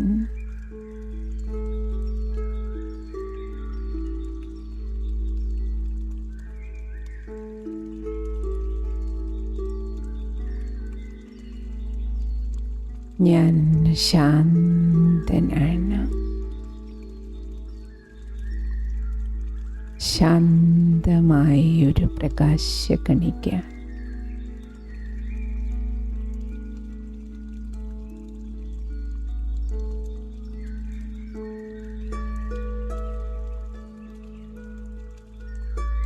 ഭാരരഹിതമായ വെളിച്ചമാണ് ഞാൻ.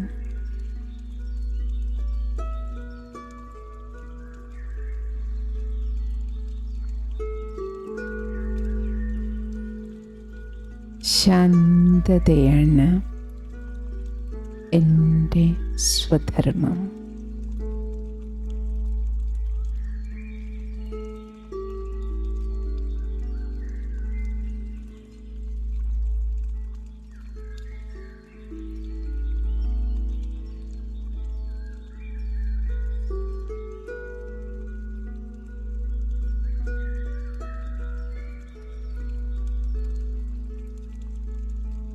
ശാന്തതയാണ് എൻ്റെ സ്വധർമ്മം.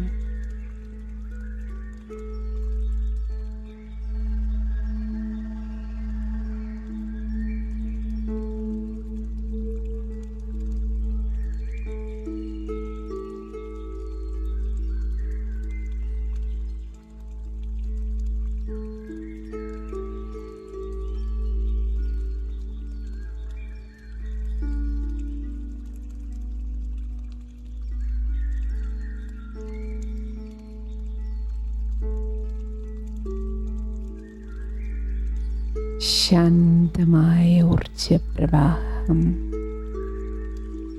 മനസ്സിലും ശരീരത്തിലും നിറഞ്ഞ്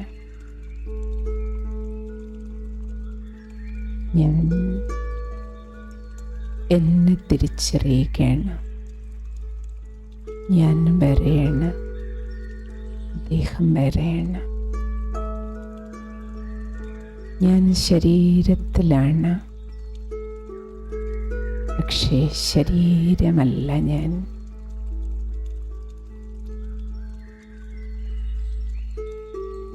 ഞാൻ അശരീരിയായ ബോഡിലെസ് ബീങ് ആത്മീയ ഉച്ചകണിക്കാണ് ഞാൻ.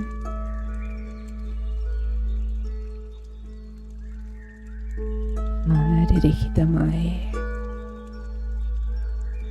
ആത്മശക്തിയാണ് ഞാൻ.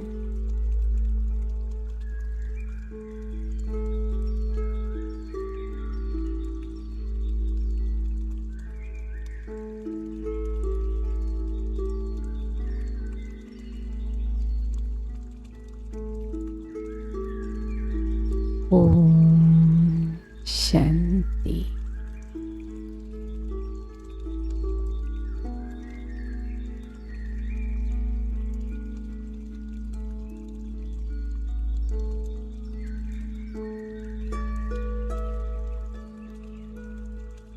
ശാന്തി.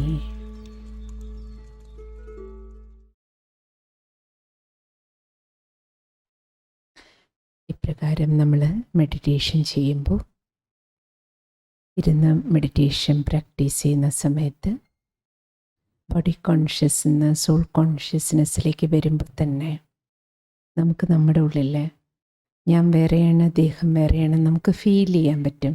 കാരണം ഇത് കാണാനോ കാണിച്ചു കൊടുക്കാനോ പറ്റുന്ന ഒരു കാര്യമല്ല, അവരവർക്ക് ഫീൽ ചെയ്യാം. ഇപ്പോൾ ഇവിടെ കറണ്ടുണ്ട്, എങ്ങനെ അറിയാം? ലൈറ്റ് ഉണ്ട്, ഫാനുണ്ട്, എല്ലാം വർക്ക് ചെയ്യുന്നുണ്ട് അല്ലേ? എനർജി നമുക്ക് ഫീൽ ചെയ്യാം, കാരണം ഈ ഇൻസ്ട്രുമെൻറ്റ്സ് എല്ലാം വർക്ക് ചെയ്യണം. അതുപോലെ ഞാൻ ആത്മാവാണ്.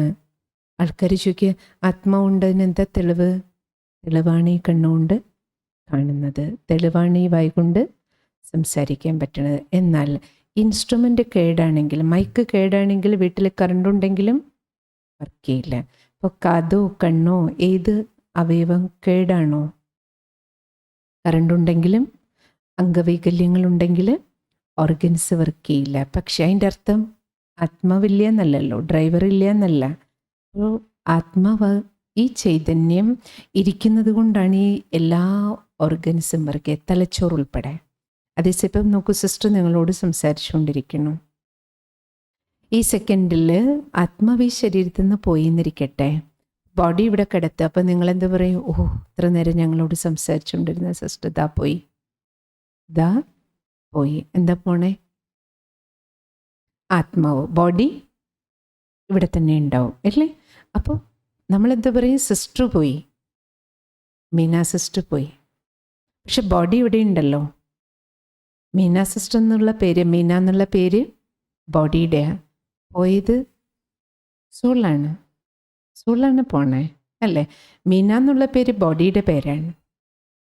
അപ്പം നമ്മൾ പറയില്ലേ ചത്ത് പോയി പറയണേ, അങ്ങനെയല്ലേ പറയാ? ചത്ത് പോയി, സത്ത പോയി. അപ്പം മരണസമയത്ത് എന്താ പോണേ? സത്ത. അപ്പം ആത്മാവാണ് സത്ത. ആത്മാവാകുന്ന സത്ത ഇറങ്ങിയ ബാക്കി എന്തേ ഉള്ളൂ? ഇത് ചണ്ടിയാണ്, ചവറാണ്. ചവറായതുകൊണ്ടാണ് അതിനെ മണ്ണിൽ മറവ് ചെയ്യണത്, അല്ലെങ്കിൽ കുഴിയിൽ മറവ് ചെയ്യണത്, കത്തിച്ച് കളയണത് അല്ലേ? അപ്പോൾ അത് ആ വാക്ക് പറഞ്ഞാണ് ഇപ്പം നമ്മൾ ചത്തുപോയി പറയണത്. ശരിക്കും വേർഡ് ഏതായിരുന്നു? സത്ത് പോയി. അത് പ്രായലോപം സംഭവിച്ചതാണ്, പതുക്കെ പതുക്കെ ഉപയോഗിച്ച്. അപ്പം ആരാ? ആത്മാവാണ്. അപ്പം അതുകൊണ്ട് ഏറ്റവും വലിയ രണ്ട് കാര്യം, ഒന്ന് സ്വന്തം മരണത്തിലുള്ള നമ്മുടെ ഭയം, പേടി, എനിക്കെന്തെങ്കിലും പറ്റുമോ, എൻ്റെ ആർക്കെങ്കിലും എന്തെങ്കിലും പറ്റുമോ, ഇത് രണ്ട് ഭയമാണ്. പിന്നെ വേർപാട് കൊണ്ടുള്ള വേദന, ദുഃഖം. ഈ ദുഃഖം, ഭയം, അശാന്തി എന്നൊക്കെ നമുക്ക് പുറത്തു വരാൻ ഈ ഒരു തിരിച്ചറിവേ ആവശ്യമുള്ളൂ. ഏത് തിരിച്ചറിവ്? ഞാൻ ആത്മാവാണ്. എനിക്ക് നാശമുണ്ടോ?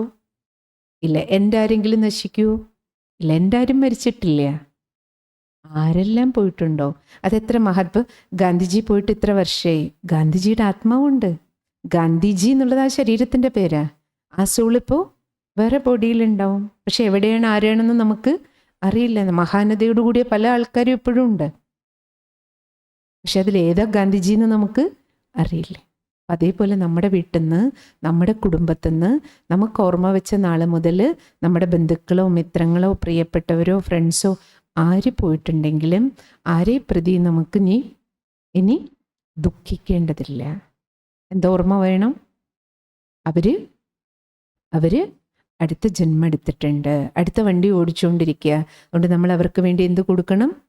ഗുഡ് വിഷസ് കൊടുക്കണം. ഇനി നമുക്ക് നമ്മുടെ മരണത്തെ പ്രതിയും ഒരിക്കലും എന്തെങ്കിലും ഒരു അസുഖം വരുമ്പോഴേക്കും അയ്യോ എനിക്കെന്തെങ്കിലും ആവോ, അയ്യോ നെഞ്ചുവേദനിക്കുന്ന എന്തെങ്കിലും സംഭവിക്കുമോ, അല്ലെങ്കിൽ തലവേദനിക്കിനി എനിക്ക് എന്തെങ്കിലും വേറെ എന്തെങ്കിലും അസുഖമായിരിക്കുമോ, അസുഖം വന്ന എനിക്ക് എന്ത് തന്നെയാണെങ്കിലും അസുഖത്തിന് നശിപ്പിക്കാൻ പറ്റുന്നത് ബോഡിയെ മാത്രമാണ്.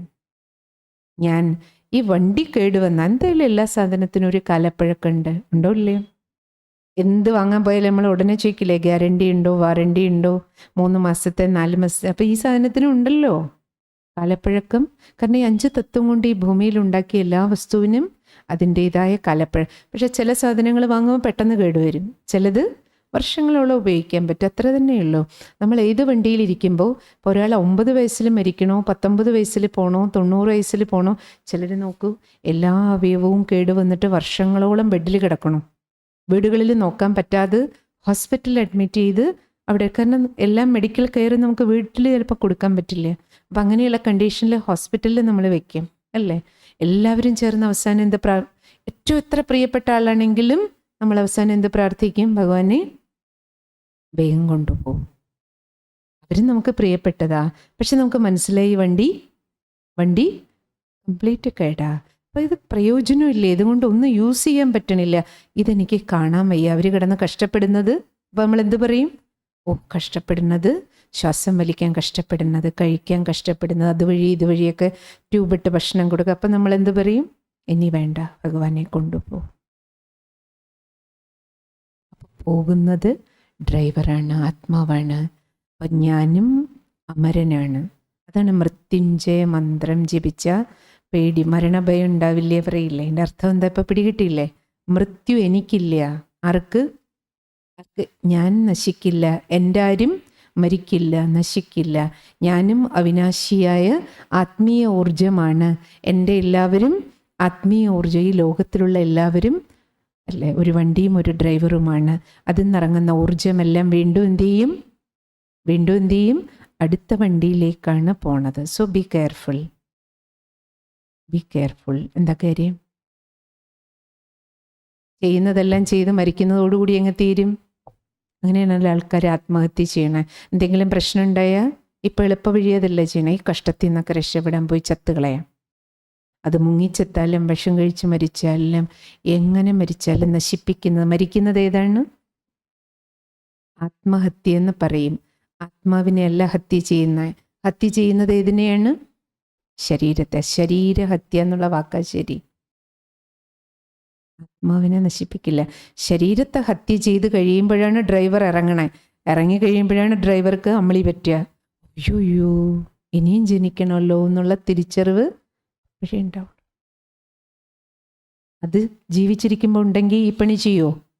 ശരി. അതുകൊണ്ടാണ് പണ്ടുള്ളവർ നമ്മളോട് പറയില്ലേ, വിവേകശാലികൾ, എന്ത് സംഭവിച്ചാലും ആത്മഹത്യയുടെ സങ്കല്പം പോലും കൊണ്ടുവരുന്നത് മഹാപാപം എന്നാ പറയാം സ്പിരിച്വൽ വേർഡിൽ. ഇപ്പം അത് മഹാപാപം എന്താണെന്ന് നമുക്ക് മനസ്സിലായില്ലേ? ആത്മാവ് നമ്മൾ തന്നെ നമ്മുടെ ശരീരം, ഇപ്പോൾ ഒരാൾ മറ്റൊരാളെ കൊന്നാൽ ജയിൽ ശിക്ഷയുണ്ട്. അതേ തെറ്റാണ് നമ്മളും നമ്മുടെ ശരീരത്തോട് ചെയ്യണത്. ഈ പ്രകൃതി നമുക്ക് അല്ലേ എത്ര കാലയളവാണോ ഇതിനുള്ള ആ ഡ്യൂറേഷനിൽ നമുക്കിത് ഉപയോഗിക്കാൻ വണ്ടി തന്നതാ. പക്ഷെ ഞാൻ തന്നെ ഈ വണ്ടിയെ നശിപ്പിക്കുക.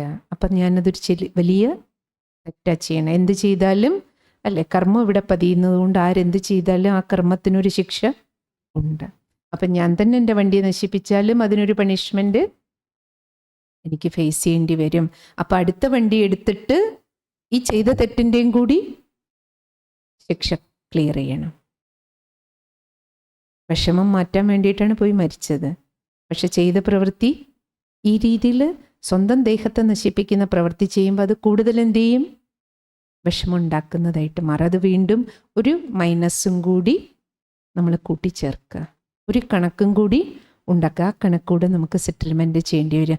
അതുകൊണ്ടാണ് മനുഷ്യ ജീവിതത്തിൽ പറയണത് ഒരിക്കലും എന്ത് ചെയ്യരുത്, എന്ത് പ്രശ്നം നമുക്ക് പ്രശ്നങ്ങൾ പരിഹരിക്കാം, പക്ഷെ സ്വന്തം ശരീരത്തെ നശിപ്പിക്കുന്നത് നമ്മൾ ചെയ്തു കഴിഞ്ഞാൽ വീണ്ടും നമുക്ക് അതിൻ്റെ കണക്കും കൂടി സെറ്റിൽമെൻറ്റ് ചെയ്യേണ്ടി വരും. അപ്പം അതുകൊണ്ടാണ് സ്പിരിച്വൽ എഡ്യൂക്കേഷൻ, ഈ ആത്മീയ ജ്ഞാനം നമ്മൾ കുട്ടിക്കാലം മുതലേ ശരിക്കും പറഞ്ഞാൽ കുട്ടികളായിരിക്കുമ്പോൾ നമുക്ക് കിട്ടേണ്ടതാ. അപ്പം അങ്ങനെയാണെങ്കിൽ നമ്മൾ ജീവിതത്തിൽ അനേക തെറ്റുകളിൽ നിന്ന് മുക്തരാകും. അനേകം തെറ്റുകളിൽ നിന്ന് മുക്തരാകും. ആത്മഹത്യ എന്ന ഒരു കാര്യം ചിന്തിക്കുക പോലും നമ്മളാരും ചെയ്യില്ല. മറ്റുള്ളവരെക്കുറിച്ച് ഒരാളെ പ്രതി ഒരു മോശമായ കണ്ണിൽ, ഇപ്പം നോക്കൂ, ഇന്നിപ്പോൾ സ്കൂൾ കോളേജിൽ ഏറ്റവും വലിയ സമസ്യ എന്താണ്? ആൺ പെൺ അട്രാക്ഷൻ. സ്കൂൾ കോളേജ് മാത്രമല്ല, പണ്ടൊക്കെ ആ പ്രശ്നം ഒരു കോളേജ് ലെവലിലേ ഉണ്ടായിരുന്നുള്ളൂ. ഇന്നിപ്പോൾ പ്രായമായവരും കല്യാണം കഴിച്ചാലും കഴിച്ചില്ലേലും വൃദ്ധാവസ്ഥയിലാണെങ്കിലും ഏറ്റവും വലിയ കാമഭ്രാന്താണ്. അതേസമയം ഈ ജ്ഞാനം കിട്ടിക്കഴിഞ്ഞാൽ മൂന്നാം കണ്ണൊന്ന് തുറന്ന് നമ്മളൊരു സ്പിരിച്വൽ ബീയിങ് ആണെന്ന ബോധത്തിൽ ജീവിക്കാൻ തുടങ്ങിയാൽ, ജ്ഞാനം കിട്ടിയാൽ മാത്രം പോരാ, മൂന്നാം കണ്ണ് തുറന്നാൽ പോരാ, എന്ത് ചെയ്യണം? Spiritual living. അതുകൊണ്ടാണ് ആത്മീയത എന്ന് പറയുന്നത്. ആത്മീയത നമ്മുടെ ജീവിതത്തിൽ ഉണ്ടാകണം. ആത്മജ്ഞാനം കൊണ്ട് ജീവിക്കാൻ തുടങ്ങണം. അപ്പം നമ്മളെല്ലാവരും എന്തേ കാണുള്ളൂ? ആരെ കണ്ടാലും സ്പിരിച്വൽ ബീയിങ്. അവിടെ ആൺ പെൺ വ്യത്യാസമില്ല. ആണ് പെണ്ണ് വ്യത്യാസമില്ല. കാരണം എല്ലാ ശരീരത്തിലും ആരായിരിക്കണേ? ആണ്, ആത്മാവാണ്. ആത്മാവിനെ പുരുഷൻ ഒറ്റ വാക്കേ ഉള്ളൂ ശാസ്ത്രത്തിൽ. പുരുഷൻ, ആത്മാവിൻ്റെ പേര് അതാണ്, പുരുഷൻ. എൻ്റെ അർത്ഥം എന്താ? നമ്മളെല്ലാം അല്ലേ ശരീരം കൊണ്ട് ഡിഫറൻസ് ഉള്ളൂ. എല്ലാ ശരീരത്തിലും ഡ്രൈവർ ആരാ? എനർജിയാണ്. അപ്പം ഇതിൽ ആൺപെൺ വ്യത്യാസവും ഇല്ല. അപ്പം നമ്മൾ ആരെ കണ്ടാലും അതുകൊണ്ടാണ് നമ്മളോട് ഈ പണ്ട് ഈ തിലകം പൊട്ടൊക്കെ ഇടുമെന്ന് പറഞ്ഞിരുന്നത്. ഈ അവയർനെസ്സിൽ ജീവിക്കാൻ തുടങ്ങിയ നമ്മൾ കൊച്ചുകുട്ടിയായാലും ചെറുപ്പക്കാരായാലും യങ്സ്റ്റേഴ്സ് ആണെങ്കിലും ഒരിക്കലും ലോകത്തിൽ ആരെ കണ്ടാലും, അത് സുന്ദരനായാലും സുന്ദരിയായാലും പ്രായമുണ്ടെങ്കിലും ഇതെല്ലാം ശരീരത്തിൻ്റെ വ്യത്യാസങ്ങൾ മാത്രമാണ്. ആൺപെൺ വ്യത്യാസം, ഇനി ഹിന്ദു മുസൽമാൻ വ്യത്യാസം, അതും ഈ വണ്ടിയുടെ മേക്കിംഗ് ഏത് വീട്ടിൽ നടന്നു, അത് ഹിന്ദു ഭവനത്തിലാണെങ്കിൽ ഹിന്ദു എന്നറിയുന്നു. ഇത് ക്രിസ്ത്യൻ ഭവനത്തിലാണ് ഈ മേക്കിംഗ് നടന്നതെങ്കിൽ ക്രിസ്ത്യാനി എന്ന് വിളിക്കും. പക്ഷേ മേക്കിംഗ് വണ്ടിയുടെയാണ്. ഈ വണ്ടിക്കുള്ളിലേക്ക് കയറിയിരിക്കുന്ന ആത്മാവ്, അതിന് ക്രിസ്ത്യാനിയെന്നോ ഹിന്ദുവെന്നോ മുസൽമാനെന്നോ വ്യത്യാസമില്ല. അതുകൊണ്ടാണ് നമ്മൾ എന്ത് പറയണേ? ഭൈ. ഇന്ത്യ ചൈന, ഇന്ത്യ പാകിസ്ഥാൻ, ഭൈ. എവിടുന്ന് വന്നതാ? ആത്മസഹോദരങ്ങൾ. ആത്മരൂപത്തിലാണ് സഹോദര്യം. എല്ലാ ശരീരത്തിനുള്ളിലും ആരാണ്? ആത്മജ്യോതിയാണ്. അപ്പം നമ്മളെല്ലാവരും തമ്മിലുള്ള ബന്ധം ആത്മബന്ധമാണ്. നിങ്ങൾ ഓർമ്മ ഉണ്ടാവും, നല്ല മലയാളത്തിലെ നാടക ഗാനങ്ങളൊക്കെ പണ്ടുണ്ടല്ലോ. ആത്മാക്കൾ തമ്മിലേ ബന്ധമുള്ളൂ പരമാത്മാവുമായുള്ള ഒരു ആത്മബന്ധം. അപ്പം ശരിക്കും പറഞ്ഞാൽ ആത്മാവും തമ്മിലാണ് ബന്ധം. സ്പിരിച്വലി നമ്മളെല്ലാം റിലേറ്റഡ് ആണ്, കണക്റ്റഡ് ആണ്. ഹോൾ വേൾഡ് കണക്റ്റഡ് ആണ്. അതുകൊണ്ടാണ് ലോകത്തെ എന്ത് പറയണേ? ലോകമേ തറവാട്. ഈ ഭൂമി ഒരു തറവാട്. ഈ തറവാട്ടിലുള്ളവരെല്ലാവരും ആരാ? നമ്മൾ ആത്മബന്ധുക്കളാണ്. നിങ്ങൾക്ക് ഓർമ്മയുണ്ടാവും, പണ്ടൊക്കെ നമ്മൾ ലെറ്ററൊക്കെ അയക്കുമ്പോൾ ഒരു മരണത്തിൻ്റെ അറിയിപ്പോ അല്ലെങ്കിൽ കല്യാണത്തിൻ്റെ ക്ഷണക്കത്തൊക്കെ കൊടുക്കുമ്പോൾ സംബോധന ചെയ്യുന്ന ധന്യാത്മൻ, പുണ്യാത്മൻ എന്ന് എഴുതും. ഇപ്പോഴല്ലേ ശ്രീ, മിസ്സിസ് ഇങ്ങനെയൊക്കെയുള്ള വാക്ക്, സാർ, മാഡം ഒക്കെ പറയില്ല. പണ്ടെന്തായിരുന്നു? ധന്യാത്മൻ. കറക്റ്റാണ് ആ വേർഡ്. ധന്യാത്മാവേ, പുണ്യാത്മാവേ. ഈ ആത്മാവ് ഈ ശരീരത്തിൽ കൂടെ നല്ല കർമ്മം ചെയ്യുമ്പോൾ പുണ്യാത്മാവെന്ന് പറയും. ഈ ഡ്രൈവർ ഈ വണ്ടിയിലിരുന്ന് തെറ്റായ കർമ്മം ചെയ്യുമ്പോൾ പാപാത്മാവെന്ന് പറയും. പുണ്യത്തിൻ്റെ ശേഖരണം കൊണ്ട് ജീവിക്കുമ്പോൾ ധന്യൻ എന്ന് പറയും. അപ്പോൾ നമുക്ക് ടോട്ടൽ നമ്മുടെ കാഴ്ചപ്പാട്, മൈൻഡിൻ്റെ സെറ്റിൽ, ആറ്റിറ്റ്യൂഡിലാണ് നമുക്ക് ചേഞ്ച് ഉണ്ടാകേണ്ടത്. ഈ ആറ്റിറ്റ്യൂഡിനൽ ചേഞ്ച് നമുക്ക് സംഭവിക്കണമെന്നുണ്ടെങ്കിൽ ഈ അകക്കണ്ണ് തുറന്നാലേ നടക്കും. അപ്പോൾ ആൺപെൺ ബോധം മാറി, ജാതി മത ഇനി അടുത്തത് എന്താണ്? രാഷ്ട്രത്തിൻ്റെ പേരിലുള്ള അടുത്ത മതിലുകൾ. ഇയാൾ ഇന്ത്യക്കാരൻ, ഇയാൾ ചൈനക്കാരൻ, എല്ലാവരും ആരാണ്? ആത്മരൂപത്തിൽ ഭൂമിയാകുന്ന തറവാട്ടിലെ ആത്മബന്ധുക്കളാ. ഏത് ദേശത്തിൽ, ആഫ്രിക്കയിലായാലും ആരാ ഉള്ളത്? നമ്മുടെ ആത്മസഹോദരങ്ങൾ ആ ശരീരത്തിലിരിക്കണ. അടുത്ത രാഷ്ട്രീയത്തിൻ്റെ, ഇയാൾ കോൺഗ്രസ്, ഇയാൾ കമ്മ്യൂണിസ്റ്റ്, അത് നമ്മൾ ജീവിതത്തിൽ ചില ഫോളോ ചെയ്യുന്ന ആദർശങ്ങൾ മാത്രമാണ്. പക്ഷേ എല്ലാ ശരീരത്തിലും ആരായിരിക്കണം? ആത്മസഹോദരങ്ങളാണ്. ആത്മബന്ധം നമുക്ക് എല്ലാവർക്കും ഉണ്ട്. രാഷ്ട്രത്തിൻ്റെയോ ഭാഷയുടെയോ ജാതിയുടെയോ മതത്തിൻ്റെ. ഇനി നമ്മുടെ പോസ്റ്റും പൊസിഷനും, ഒരാൾ ഇപ്പോൾ ഒരു ഓഫീസിൽ പോകുമ്പോൾ അവിടെ മാനേജർ, ഏറ്റവും മേലെ ഇരിക്കുന്ന MD മുതൽ ബാക്കി മാനേജറോ സൂപ്പർവൈസറോ ക്ലർക്കോ തൊഴിലാളിയോ താഴെ ഏറ്റവും ഗേറ്റിൻ്റെ അടുത്ത് നിൽക്കുന്ന ഗേറ്റ് കീപ്പർ വരെ ആരെയാണ് എല്ലാ ശരീരത്തിലും? ഗേറ്റ് കീപ്പർ കണ്ട് അവർ നമ്മളോട് ഗുഡ് മോർണിംഗ് സർ മാഡം പറഞ്ഞാൽ ചിലപ്പോൾ നമ്മൾ നോക്കുക പോലും ചെയ്യില്ല. അതേസമയം എം ഡിയുടെ അടുത്ത് പോയി നമ്മളങ്ങോട്ട് നമസ്കാരം പറയും. കാരണം നമുക്ക് കാര്യം എം ഡിയുടെ കൂടെയാണ്. ഇവിടെ നമ്മൾ കയറിപ്പോയപ്പോൾ സാറേ എന്ന് പറഞ്ഞ് ഗുഡ് മോർണിംഗ് പറഞ്ഞാൽ നമ്മൾ നോക്കിയത് പോലും ഇല്ല. കാരണം ആളുടെ പോസ്റ്റ് ചെറുതാണ്, ഗേറ്റ് കീപ്പറാണ്. പക്ഷെ ആ ശരീരത്തിലും ആരായിരിക്കണേ? നമ്മുടെ വീട്ടിൽ വരുന്ന പണിക്കാരി എന്ന് നമ്മൾ വിളിക്കണ ആ ശരീരത്തിൽ ആരായിരിക്കണേ? ഒരു സഹോദരാത്മ. ഇപ്രകാരം നമ്മൾ നോക്കുകയാണെങ്കിൽ ശരീരം കൊണ്ട് നമ്മളെല്ലാവരും ഏത് റോള് പ്ലേ ചെയ്യുന്നെങ്കിലും റോളിൽ മാത്രമേ വ്യത്യാസമുള്ളൂ. സോൾ കോൺഷ്യസ് ലിവിങ്ങിൽ വരുമ്പോൾ, അത് സിസ്റ്റർ നേരത്തെ ഒരു വേർഡ് പറഞ്ഞേ, ബോഡി കോൺഷ്യസ് ലിവിങ്ങിൽ നിന്ന് സോൾ കോൺഷ്യസ് ലിവിങ്ങിലേക്ക് നമ്മൾ ഷിഫ്റ്റ് ആകുമ്പോൾ നമുക്ക് കാഴ്ചപ്പാടെ മാറും. എല്ലാവരെയും പ്രതിയല്ല. എല്ലാവരും ആരാണ്? എൻ്റെ മായ. ആ മേരാപ്പൻ, അപ്നാപ്പൻ, എൻ്റെ എന്ന സ്വന്തം എന്ന ഫീലിംഗ്, അതെൻ്റെ മോൻ എൻ്റെ മോളോട് മാത്രമല്ല, പിന്നെയോ എല്ലാവരോടും. ഇപ്പൊ സിസ്റ്റർക്ക് നിങ്ങൾ ഇത്രയും പേര് ഇരിക്കുന്ന എല്ലാവരെയും പ്രതിയും എൻ്റെ എന്നുള്ള ഫീലിംഗ് ഉണ്ട്. അതിൻ്റെ അർത്ഥം എനിക്ക് നിങ്ങളെ പേഴ്സണലായിട്ട് അറിയാം എന്നില്ല. നിങ്ങളുടെ പേരോ വീടോ കുറച്ച് പേരെ മുഖപരിചയം ഉണ്ടാകാം. പക്ഷെ ഉള്ളിൻ്റെ ഉള്ളിൽ എനിക്കറിയാം നിങ്ങളെല്ലാം എൻ്റെയാണ്. എന്താ കാരണം? ആത്മബന്ധത്തിൽ നമ്മളെല്ലാം സ്വന്തമാണ്. നമ്മളാണ് സ്വന്തക്കാര്. ആര്? നമ്മൾ പറയില്ലേ ഇവരെൻ്റെ സ്വന്തക്കാരാ, ഇവരൊക്കെ അന്യര്. എല്ലാം സ്വന്തം ബന്ധം ഏതാണ്? ആത്മബന്ധമാണ്. സദാകാലത്തെ സ്വന്തം ബന്ധം. ഇപ്പം നമ്മൾ പറയണ എൻ്റെ മോൻ എൻ്റെ മോൾ എത്ര നാളായി കൂടെ വന്നിട്ട്? അവർക്ക് എത്ര വയസ്സുണ്ടോ നമുക്കെത്ര അല്ലേ? 10 വർഷത്തെ കുട്ടിയാണ് നമ്മുടെയെങ്കിൽ 10 വയസ്സുള്ള കുട്ടി കൂടെ ഉണ്ടെങ്കിൽ 10 വർഷത്തെ കോണ്ടാക്റ്റേ ഉള്ളൂ. അതിന് മുമ്പ് ഈ കുട്ടി വേറൊരു വീട്ടിലായിരുന്നു. നമുക്കിപ്പോൾ 50 വയസ്സുണ്ടെങ്കിൽ ഈ കുട്ടി വേറൊരു വീട്ടിലായിരുന്നു. ആണോ? അപ്പം അച്ഛൻ വേറെ, അമ്മ വേറെ. ഞാൻ സ്ത്രീയായിരുന്നോ പുരുഷനായിരുന്നോ ഓർമ്മയില്ല. ഉണ്ടോ? കഴിഞ്ഞ വണ്ടി ഏതായിരുന്നു കയ്യിലുണ്ടായിരുന്നെന്ന് ഓർമ്മയുണ്ടോ? ഇപ്പോൾ ഇല്ല. ഒരു വണ്ടി ഉണ്ടായിരുന്നു എന്നറിയാം, ഒരു വണ്ടിയിലായിരുന്നു. അതിന് മുമ്പ് വേറൊരു വണ്ടിയിലായിരുന്നു, അതിന് മുമ്പ് ഇനി ഈ വണ്ടി പോയാൽ വീണ്ടും അടുത്ത വണ്ടി എടുക്കാനായിട്ട് പോവാണ് നമ്മൾ. അപ്പം നമ്മൾ മനസ്സിലാക്കേണ്ടത് ഈ വിശ്വമാകുന്ന നാടകശാലയിൽ നമ്മൾ നോക്കുമ്പോൾ പല വണ്ടികളും മാറി മാറി വന്നവരാ നമ്മൾ ഓരോരുത്തരും.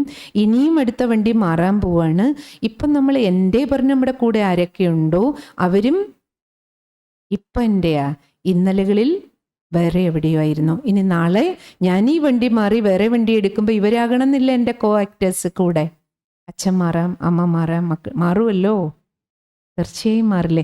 അങ്ങനെ നോക്കിയാൽ ഇപ്പം നമ്മൾ അന്യത എന്ന് പറഞ്ഞ് ആരെക്കുറിച്ചൊക്കെ പറയണോ, ചിലപ്പോൾ അതിലൊക്കെ ഇരിക്കുന്ന ഡ്രൈവർമാർ ആരെങ്കിലും ചിലപ്പോൾ നമ്മുടെ പഴയ അച്ഛനോ അമ്മയോ പതിയോ പത്നിയോ ഒക്കെ ആകാം. കാരണം ഏത് ഡ്രൈവർ എപ്പോൾ വണ്ടി വിട്ടിട്ട് ഏത് വീട്ടിൽ പോയി ജനിച്ചു എന്ന് നമുക്ക് ഓർമ്മ ഉണ്ടോ? നമുക്കറിയില്ല, അവർക്കും അറിയില്ല. കാരണം ഡ്രസ്സ് മാറിയല്ലോ, വണ്ടി മാറിയപ്പോൾ നമുക്ക് ഓർമ്മയില്ല എന്ന് മാത്രമേ ഉള്ളൂ. നമ്മൾ പറയുമ്പോൾ ഇവർ മാത്രം എൻ്റെത്, ബാക്കിയൊക്കെ അന്യതെന്ന് നമ്മൾ പറയും. പക്ഷേ നമുക്ക് ആത്മാക്കൾക്ക് തമ്മിൽ കണക്ഷൻ ഉണ്ട്. അതുകൊണ്ടാണ് ഇപ്പോൾ വീണ്ടും നമ്മൾ ഇപ്പോൾ ഒരു വീട്ടിൽ 4, 5, 10 അല്ലെങ്കിൽ 50 ബന്ധുക്കൾ കൂടെയുണ്ട്. അർത്ഥം ഈ 50 പേരുമായിട്ട് നമ്മൾ കണക്റ്റഡ് ആകാൻ എന്താ കാരണം? ചില പൂർവ്വ അക്കൗണ്ടുകളുടെ സെറ്റിൽമെൻ്റ് ആണ്. പൂർവ്വ അക്കൗണ്ട് എവിടുന്ന് വന്നു? നമ്മൾ കണ്ടുമുട്ടിയിട്ടുണ്ട്, പല ബന്ധങ്ങളിൽ കണ്ടുമുട്ടിയിട്ടുണ്ട്, ഇപ്പോൾ വീണ്ടും കണ്ടുമുട്ടും. ഇതേപോലെ നമ്മൾ പലരോടൊപ്പം കണ്ടുമുട്ട് അക്കൗണ്ട് സെറ്റിൽ ചെയ്യുക, വീണ്ടും കണ്ടുമുട്ടണു, അക്കൗണ്ട് ഉണ്ടാക്കണു, അക്കൗണ്ട് സെറ്റിൽമെൻറ്റ്. സോ വിശ്വമാകുന്ന ഈ നാടകശാലയിൽ എന്താ നടക്കണേ? ഈ ഡ്രൈവർ വന്ന് വണ്ടി എടുത്തു കഴിഞ്ഞാൽ ഈ കർമ്മേന്ദ്രിയങ്ങളിലൂടെ നമ്മൾ ചെയ്യുന്ന കർമ്മങ്ങൾക്കനുസരിച്ച് ഇവിടെ പതിപ്പുണ്ടാകും. നമ്മൾ ചെയ്യുന്ന കർമ്മങ്ങൾക്കനുസരിച്ച് കണക്റ്റഡ് ആകും. നമ്മൾ ഉണ്ടാക്കുന്ന കണക്ഷൻസ് ചിലതിൽ പ്ലസ് കണക്ഷൻ ഉണ്ടാവും, ചിലത് മൈനസ് കണക്ഷൻസ് ഉണ്ടാവും. അതിനനുസരിച്ച് പ്ലസ്സും മൈനസും നമ്മൾ ഉണ്ടാക്കണോ, നമ്മൾ കൊടുക്കുന്നു. നമ്മൾ പ്ലസ് കൊടുത്താൽ നമുക്ക് പ്ലസ് കിട്ടണോ, നമ്മൾ മൈനസ് കൊടുക്കുമ്പോൾ നമുക്ക് മൈനസ് കിട്ടണോ. അപ്പം അതാണ് ഈ അടുത്ത ചിത്രത്തിൽ നമ്മൾ കാണുന്നത്.